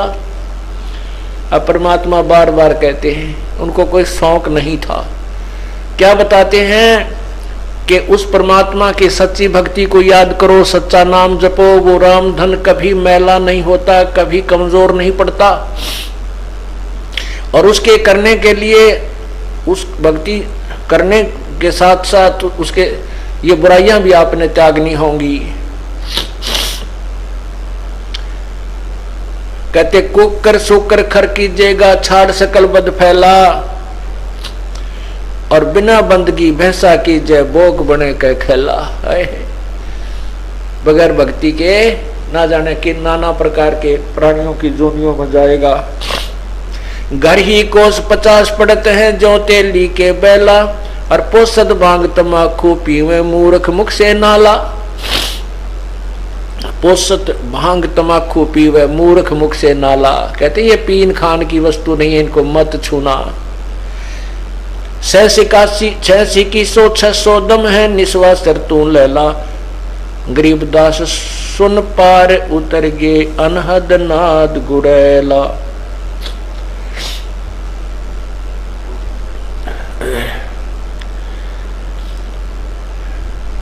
घर ही कोस 50 पड़ते हैं जो तेली का बैला। एक तेली का बैल होता है, और सच्ची साधना ना करने से इस प्राणी की वो दुर्गति होती है। तेली क्या बैल को, पहले पुराने समय की बात, आजकल तो ये इलेक्ट्रिक कोल्लू आगे मशीन बन गई। पहले एक बैल को जोत देते थे और उसकी आंखें बंद कर देते थे, और कोल्लू चलता रहता था, और कोल्लू में वो सरसों डाल दी जाती थी, उसका तेल निकाला जाता था। उसको सुबह जोत देते थे और उसको पीछे से 2-4 डंडे अच्छे जचा के लगा देता था तेली। तो फिर उस डर से वो बैल चलता रहता था, कहीं तेरे पीछे से मार ना पड़ जावे, दिखाई उसको देता नहीं था। इसलिए वो सारा दिन उसी कोल्लू के चक्कर में घूमता रहता था।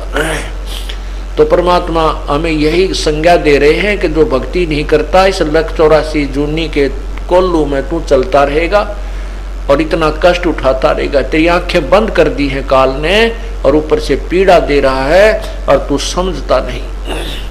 सत्य साधना ना करने से इस काल के कोल्लू से बाहर नहीं हो सकते, और काल के कोल्लू से बाहर हुए बिना सुख नहीं हो सकता। उसके लिए आगे बताते हैं, सैंस कैसे हैं, पोसत भांग तमाकू पीवे मूर्ख मुख से नाला, और सैंस 2100 दम है निस्वा सर तू लैला। हमारे जो श्वास हैं 21,600 श्वास बताए हैं, जो 24 घंटे में आते हैं। 1 घंटे में 900 श्वास होते हैं।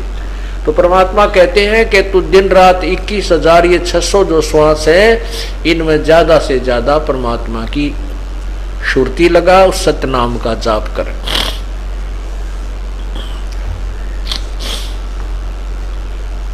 और जिन्होंने परमात्मा पाने की लगन लगी है, उन्होंने क्या क्या कुर्बानियां की हैं, क्या क्या वस्तु त्याग दी। तुम तो एक बीड़ी का टोटका नहीं छोड़ सकते। और जिन्होंने परमात्मा को चाहा, उन्होंने घर भी त्याग दिए।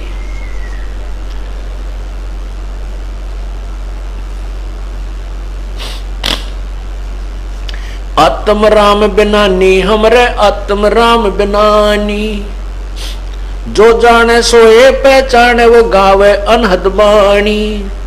जिनको भगवान की चाह और ये पहचान हो गई, जिनको कसक लग गई, वो तो परमात्मा की सच्ची भक्ति करते हैं और सच्ची लौ के साथ करते हैं। अंधे गुंगे बैरे लोई पूजे पत्थर पानी, और पाती तोड़ चढ़ावे मूर्ख वो भुगते चारों खानी। अंधे गुंगे बैरे लोई पूजे पत्थर पानी, सत साधना ना करके कोई पत्थर पूजे हैं, मूर्ति पूजते हैं, कहीं जा करके कोई तीर्थों में स्नान करते हैं। बिना बंदगी पार न उतरे कोट यज्ञ कर दानी, बलि राजा पाताल पठाए कांगे स्वर्ग विमानी।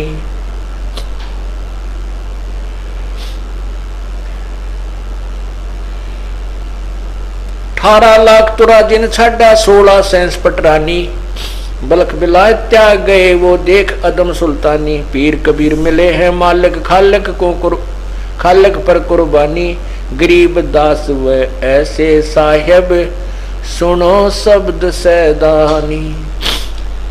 अब परमात्मा क्या कहते हैं कि मैं सच्ची साधना बताता हूं, हमारी बात पर विश्वास नहीं करते।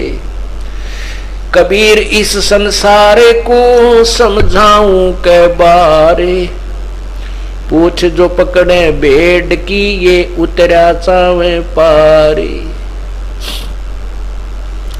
भेड़ की पूछ का अर्थ है कि आन उपासना करते हैं जो पवित्र गीता जी में मना है, पवित्र वेदों में मना है, उन उपासनाओं को करके ये पार उतरना चाहते हैं। ये तो ऐसा है, ऐसी साधना है जैसे दरिया से पार होने के लिए और किसी मूर्ख ने किसी को बता दिया कि ये भेड़ की पूंछ पकड़े रखना, ये तुझे दरिया से पार कर देगी। भावार्थ ये है कि वो भेड़ की का सपोर्ट जो है वो गलत है, वो दरिया से पार नहीं कर सकती। भेड़ भी डूबे और जो उसका सहारा ले रहा है वो भी डूबे, तो दरिया पार करने के लिए नौका की आवश्यकता होती है। आन उपासनाएं जो हम करते हैं वो डूबने की हैं, वो भेड़ की पूंछ पकड़ी है, उनसे पार नहीं हो सकते, संसार सागर से बाहर नहीं जा सकते।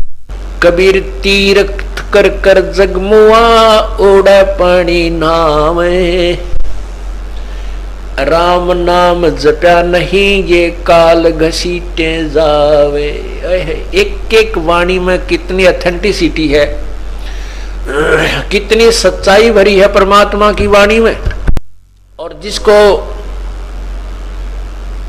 पहले रिजेक्ट कर रखा था इन अज्ञानी ऋषियों ने, महर्षियों ने, अज्ञानी जो ऋषि महर्षि बने फिरे थे, उन्होंने भगवान की वाणी को रिजेक्ट किया हुआ था कि वो तो एक अनपढ़ था।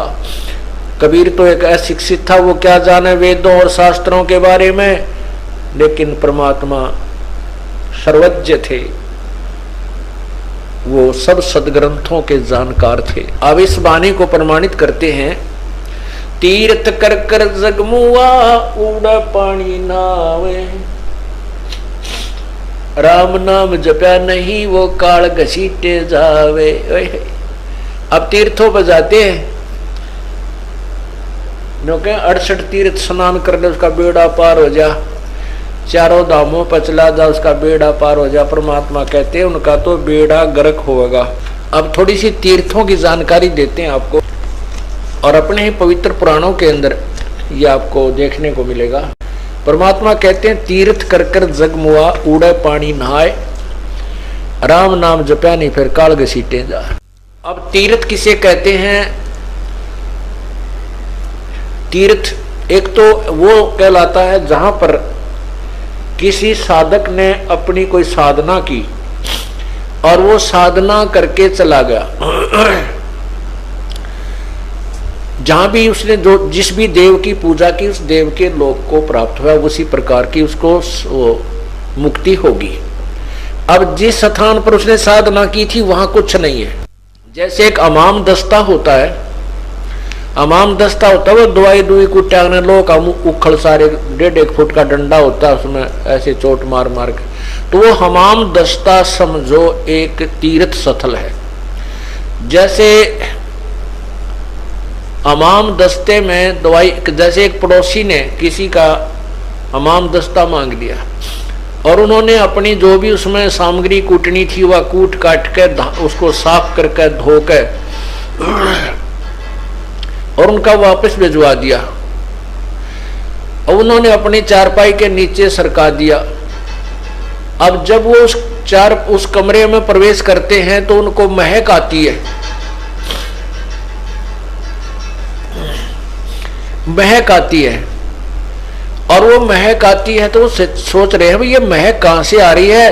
वो देखते देखते उन्होंने फिर वो हमाम दस्ता उठाकर देखा, उसमें से महक आ रही थी, और उसको उनको पता चला कि पड़ोसी मांग कर लेगा था, तो उसने कुछ ऐसी सुगंधी युक्त जड़ी कूटी है, वो जड़ी तो कूट के सारी निकाल ली, मांज के धो के पूछ के छोड़ दिया, फिर भी थोड़ी बहुत महक उसमें थी जो 2-3 दिन के बाद समाप्त होगी। ऐसे ही वो तीर्थ हैं जहां पर किसी साधक ने कोई अपना धार्मिक अनुष्ठान किया था, जिस कारण से वो अपने जहां की कमाई उसने की, साधना की थी, वहां चला गया, वहां कुछ नहीं छोड़ के गा।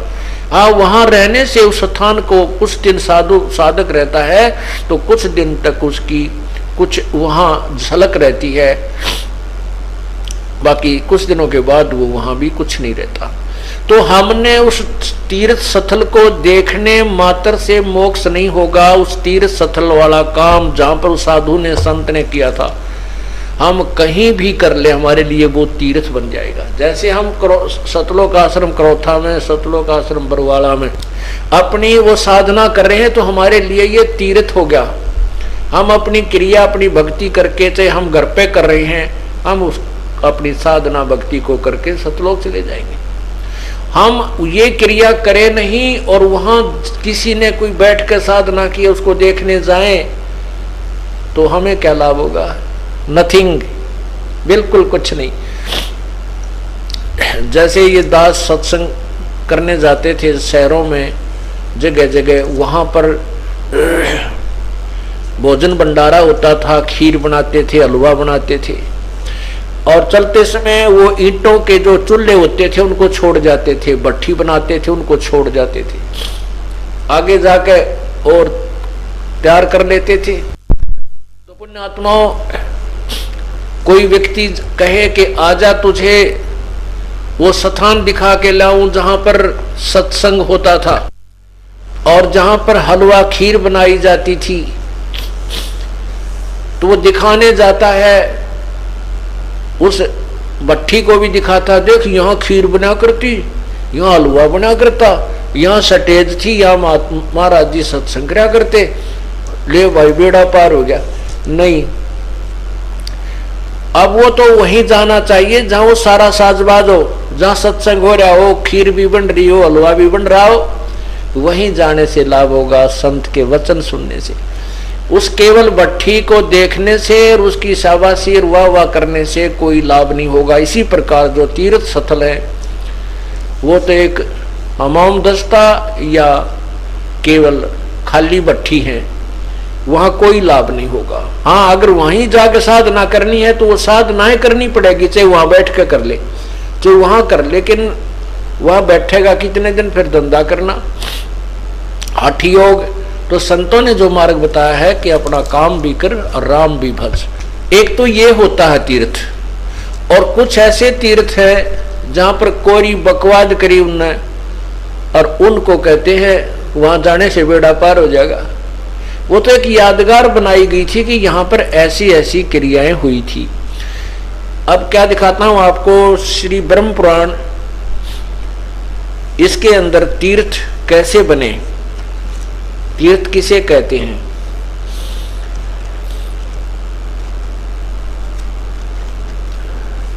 यह है श्री ब्रह्म पुराण और गीता प्रेस गोरखपुर से प्रकाशित है। इसके प्रश्न नंबर 168 पर आपको दिखाता हूं।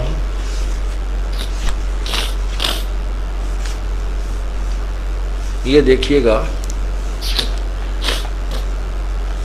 ये है पौलस्त्य अग्नि, और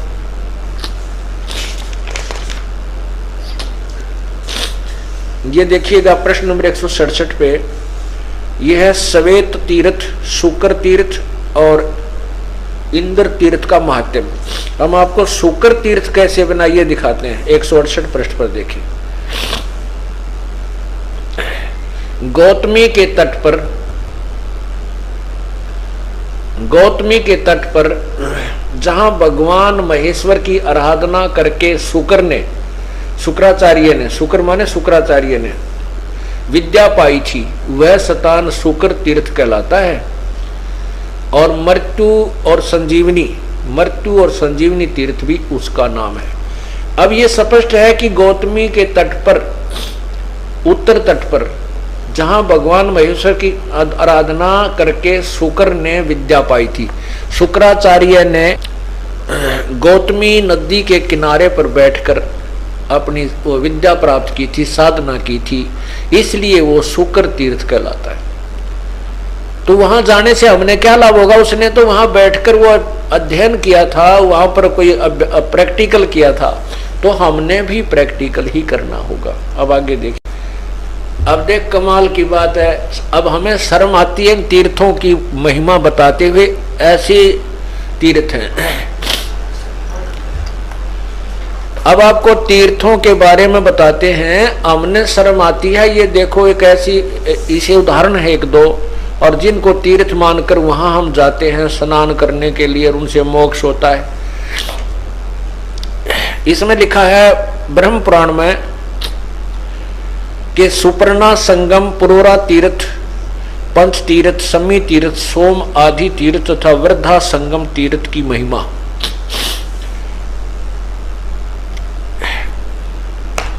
इसमें क्या बताया है कि एक पुरोरा नामक राजा था और वो ब्रह्मा जी की सभा में गया। ब्रह्मा जी के वहां उसकी पुत्री, ब्रह्मा जी की पुत्री सरस्वती युवती थी, बहुत सुंदर थी, और वहां बैठी बैठी हंस रही थी। राजा ने एक उर्वशी से कहा कि ये औरत कौन है, इसको कहो मेरे से मिलन करे। उर्वशी ने बताया कि ये राजा, ये ब्रह्मा जी की बेटी है, सरस्वती इसका नाम है। और राजा ने कहा मेरा संदेशा दो। उस उर्वशी ने जाकर सरस्वती से उस राजा का संदेशा दे दिया कि मुझसे मिलन कर, अर्थात बकवाद कर। सरस्वती ने सहमति कर दी और सरस्वती और वो राजा एक नदी के ऊपर, सरस्वती नदी के ऊपर कई वर्षों तक ये बकवाद करते रहे। एक दिन उसके पिता ब्रह्मा ने उन्हें देख लिया। ब्रह्मा ने उसको, लड़की को श्राप दे दिया, वो नदी में डूब गई। कहते हैं उस सरस्वती तीर्थ पर जाने से मनोकामना पूर्ण होती है। थारा बेड़ा गर कोई हो, इसने सुनातियान भी पाप लगा, वहां जाने से, तीर्थ नहाने से मोक्ष होगा। अब स्वयं पढ़कर देखो, शायद दास की कथा, दंत कथा, मौखिक कथा ना समझ में आई हो। ये देखिएगा, यही ब्रह्म पुराण, और ये कहां से प्रकाशित है? संस्कृत ब्रह्म पुराण, ये गीता प्रेस गोरखपुर से प्रकाशित है। इसका प्रकाशक कौन है? ये प्रकाशक एवं मुद्रक गीता प्रेस गोरखपुर, गोविंद भवन कार्यालय, कोलकाता संस्थान। इसके पृष्ठ नंबर 172 पे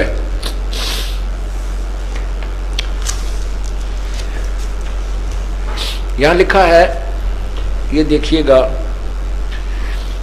इससे आगे पुरोरा नामक तीर्थ है, उसके दर्शन की तो बात ही क्या है। पुरोरा उसी को कहते, और समण मात्र से ही पापों का नाश हो जाता है। एक समय राजा पुरुरवा ब्रह्मा जी की सभा में गए। वहां देव नदी सरस्वती ब्रह्मा जी के पास बैठी हंस रही थी, और उस रूपवती देवी को देखकर राजा ने उर्वशी से पूछा, ब्रह्मा जी के पास यह रूपवती साध्वी स्त्री कौन है? यह तो बहुत सबसे सुंदर युवती है और अपने सौंदर्य के प्रकाश से इस सभा को उद्दीत कर रही है। उर्वशी ने कहा, ये कल्याणमयी ब्रह्मा कुमारी, ब्रह्मा की बेटी देव नदी सरस्वती है, ये प्रतिदिन आती जाती रहती हैं। यह सुनकर राजा को बड़ा विस्मय हुआ।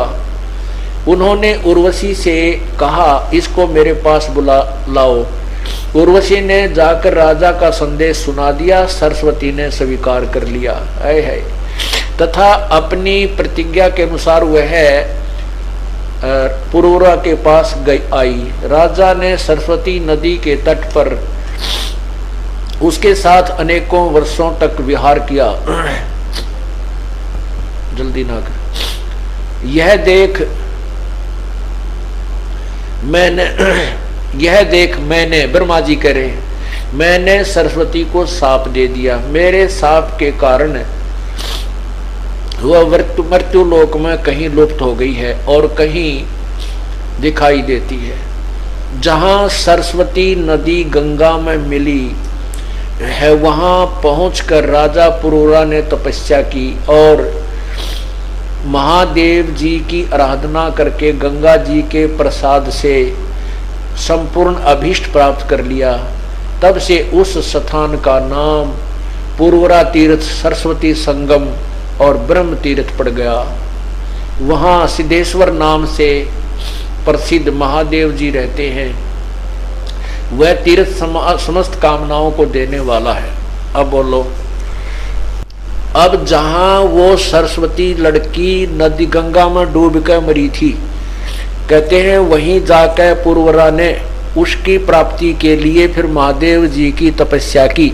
अब उस पुरवरा ने जो साधना की होगी वो विषय विकारी आदमी था। उसने भगवान की वहां साधना भी उस औरत प्राप्ति के लिए ही की थी। और कहते वहां जाने से और फिर सारी मनोकामना पूर्ण होती। बता, ऐसे शास्त्रों को और ऐसे तीर्थों को हम एक उत्तम स्थल मान कर धक्के खाया करती थी। इसी में एक और बताया है कि एक वर्धा संगम नामक तीर्थ सुप्रसिद्ध तीर्थ है। उसके विषय में क्या बताया है कि एक वृद्ध गौतम था, एक महातपस्वी मुनि थे, उसका नाम वृद्ध गौतम था। वो घना पढ़ा लिखा भी ब्राह्मण नहीं था, वो केवल अपना नित्यक्रम कर लेता था। 1000 वर्ष का हो गया वो 10,000 वर्ष की उम्र होगी उसकी। उसका किसी ने ब्याह नहीं करा, उसका विवाह नहीं हुआ। तो ऐसे घूमते फिरते वो एक गुफा में चला गया। उस गुफा में एक बुढ़िया बैठी थी तो 90,000 वर्ष की थी। तो वो उन दोनों ने वहां मिलकर शादी कर ली। एक दिन वहां वामदेव ऋषि और वशिष्ठ ऋषि जी चले गए। अब जहां वो सरस्वती लड़की नदी गंगा में डूब कर मरी थी, कहते हैं वहीं जाकर पुरवरा ने उसकी प्राप्ति के लिए फिर महादेव जी की तपस्या की। अब उस पुरवरा ने जो साधना की होगी वो विषय विकारी आदमी था। उसने भगवान की वहां साधना भी उस औरत प्राप्ति के लिए ही की थी। और कहते वहां जाने से और फिर सारी मनोकामना पूर्ण होती। बता, ऐसे शास्त्रों को और ऐसे तीर्थों को हम एक उत्तम स्थल मान कर धक्के खाया करती थी। इसी में एक और बताया है कि एक वर्धा संगम नामक तीर्थ सुप्रसिद्ध तीर्थ है। उसके विषय में क्या बताया है कि एक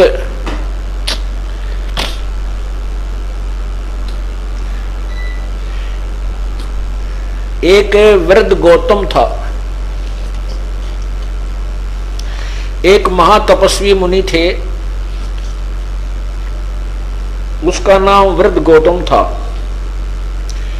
वो घना पढ़ा लिखा भी ब्राह्मण नहीं था, वो केवल अपना नित्यक्रम कर लेता था। 1000 वर्ष का हो गया वो 10,000 वर्ष की उम्र होगी उसकी।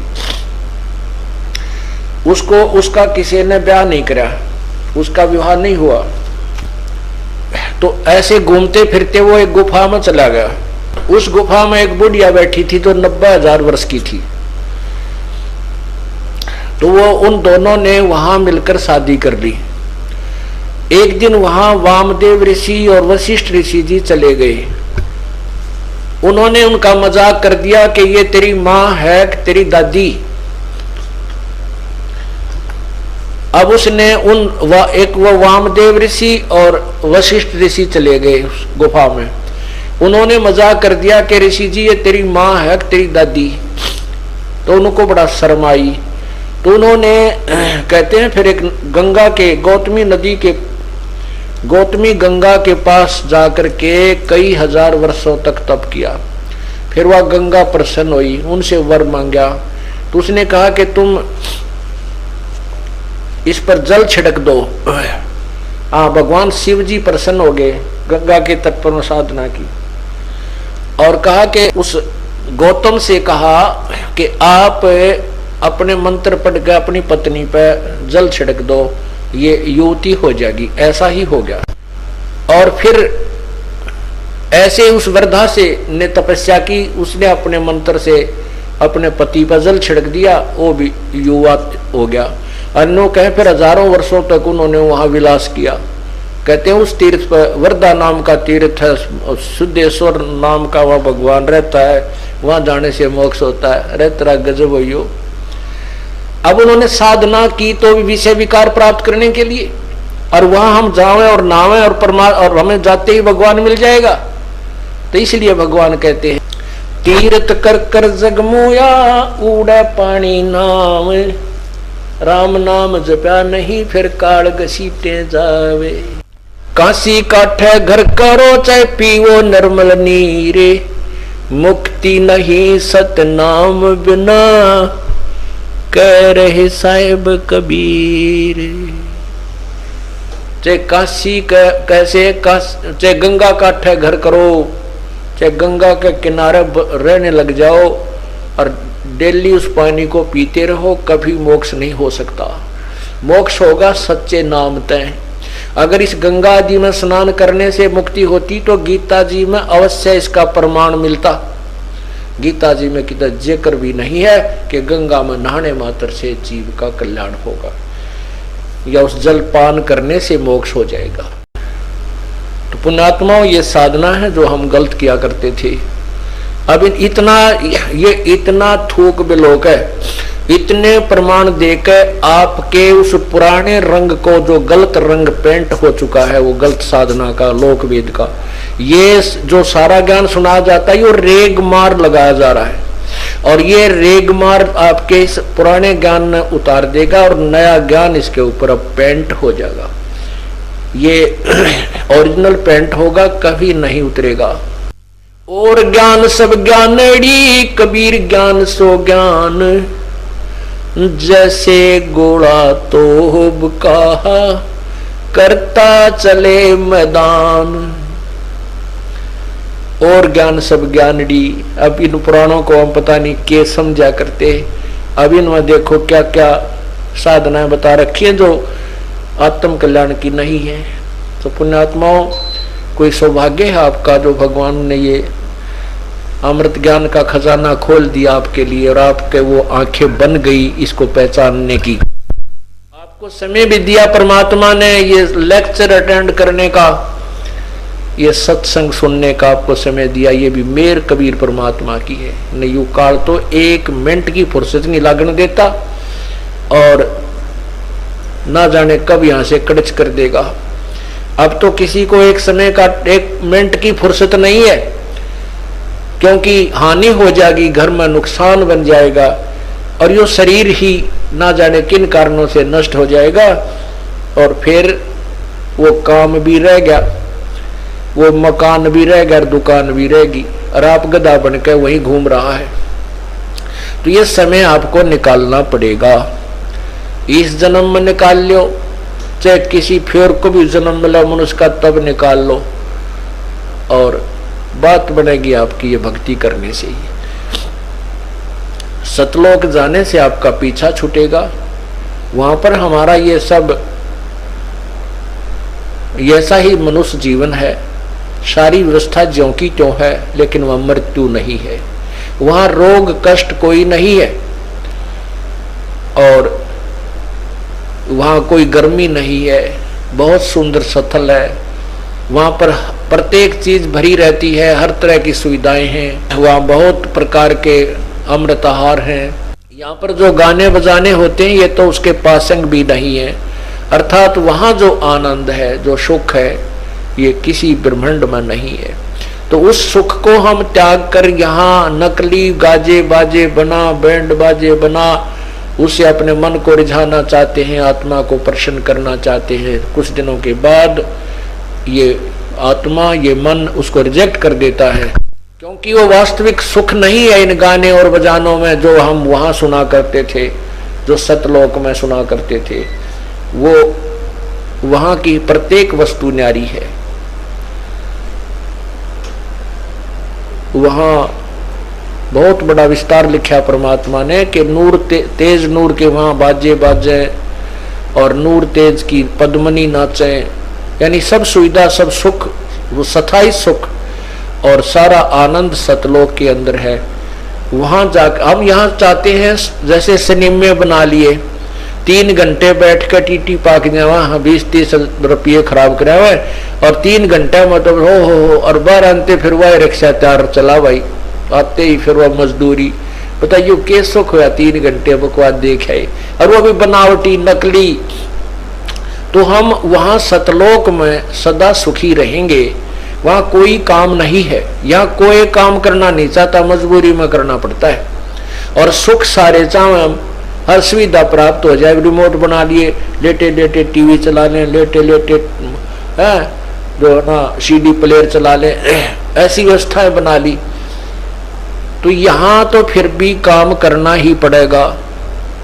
वो सारा मजदूरी करके वो जो सुविधा प्राप्त करिए, उसके लिए तो कितने धूप में जाना पड़ेगा, कोई कार्य क्षेत्र जहाँ वहां जाना पड़ेगा। और सतलोक में ये सुविधा आपकी मन से ही हो जाती है। मन इच्छा वहां सब कुछ मिल जाता है। आप एक बार आत्मा से पुकारिए, मुझे वो चीज चाहिए, आपके सामने विद्यमान होगी और आपकी पूंजी कभी समाप्त नहीं होगी, क्योंकि वहां परमात्मा का खुला भंडारा चल रहा है। इसलिए पुण्यात्माओं, शंखों लहर मेर की उपजे कहर नहीं जा कोई, दास गरीब अचल अविनाशी, सुख का सागर सोही। मन तो सुख के सागर बसरे, बहुर न ऐसा दसरे, सर्व सोने की लंका होती, रावण से रणधीरम, एक पलक में राज विराजीव, जम के पड़े जंजीरम। कहते यहाँ क्या सुख है, क्या व्यवस्था है, ये सब अस्थायी सिस्टम है। सारी सोने की लंका होती थी, रावण जैसे योद्धा थे, एक पलक में ऐसा नाश हुआ और कुछ भी हाथ नहीं लगा। तो ये अस्थायी वस्तुएं हैं जो यहाँ तुम सुख भी चाहते हो बनाना, ये आपके साथ नहीं रहेगा। इसलिए मन तू सुख के सागर बसरे, बहुर नहीं ऐसा जसरे। फिर ये समय नहीं मिलेगा। अरस कुरस पर ये संसार समझदा नहीं, कहंदा श्याम दोपहरे नो, गरीब दास ये वक्त जाता रोवोगे इस पैरे में। इस समय को याद कर रोया करोगे, मनुष्य जीवन आपके हाथ से छूट गया, भक्ति ठीक बनी नहीं, फिर बहुत बुरा हाल होगा। इसलिए समझा है तो सर दर पाओ और बहुर नहीं रे ऐसा दाओ। सत्साई।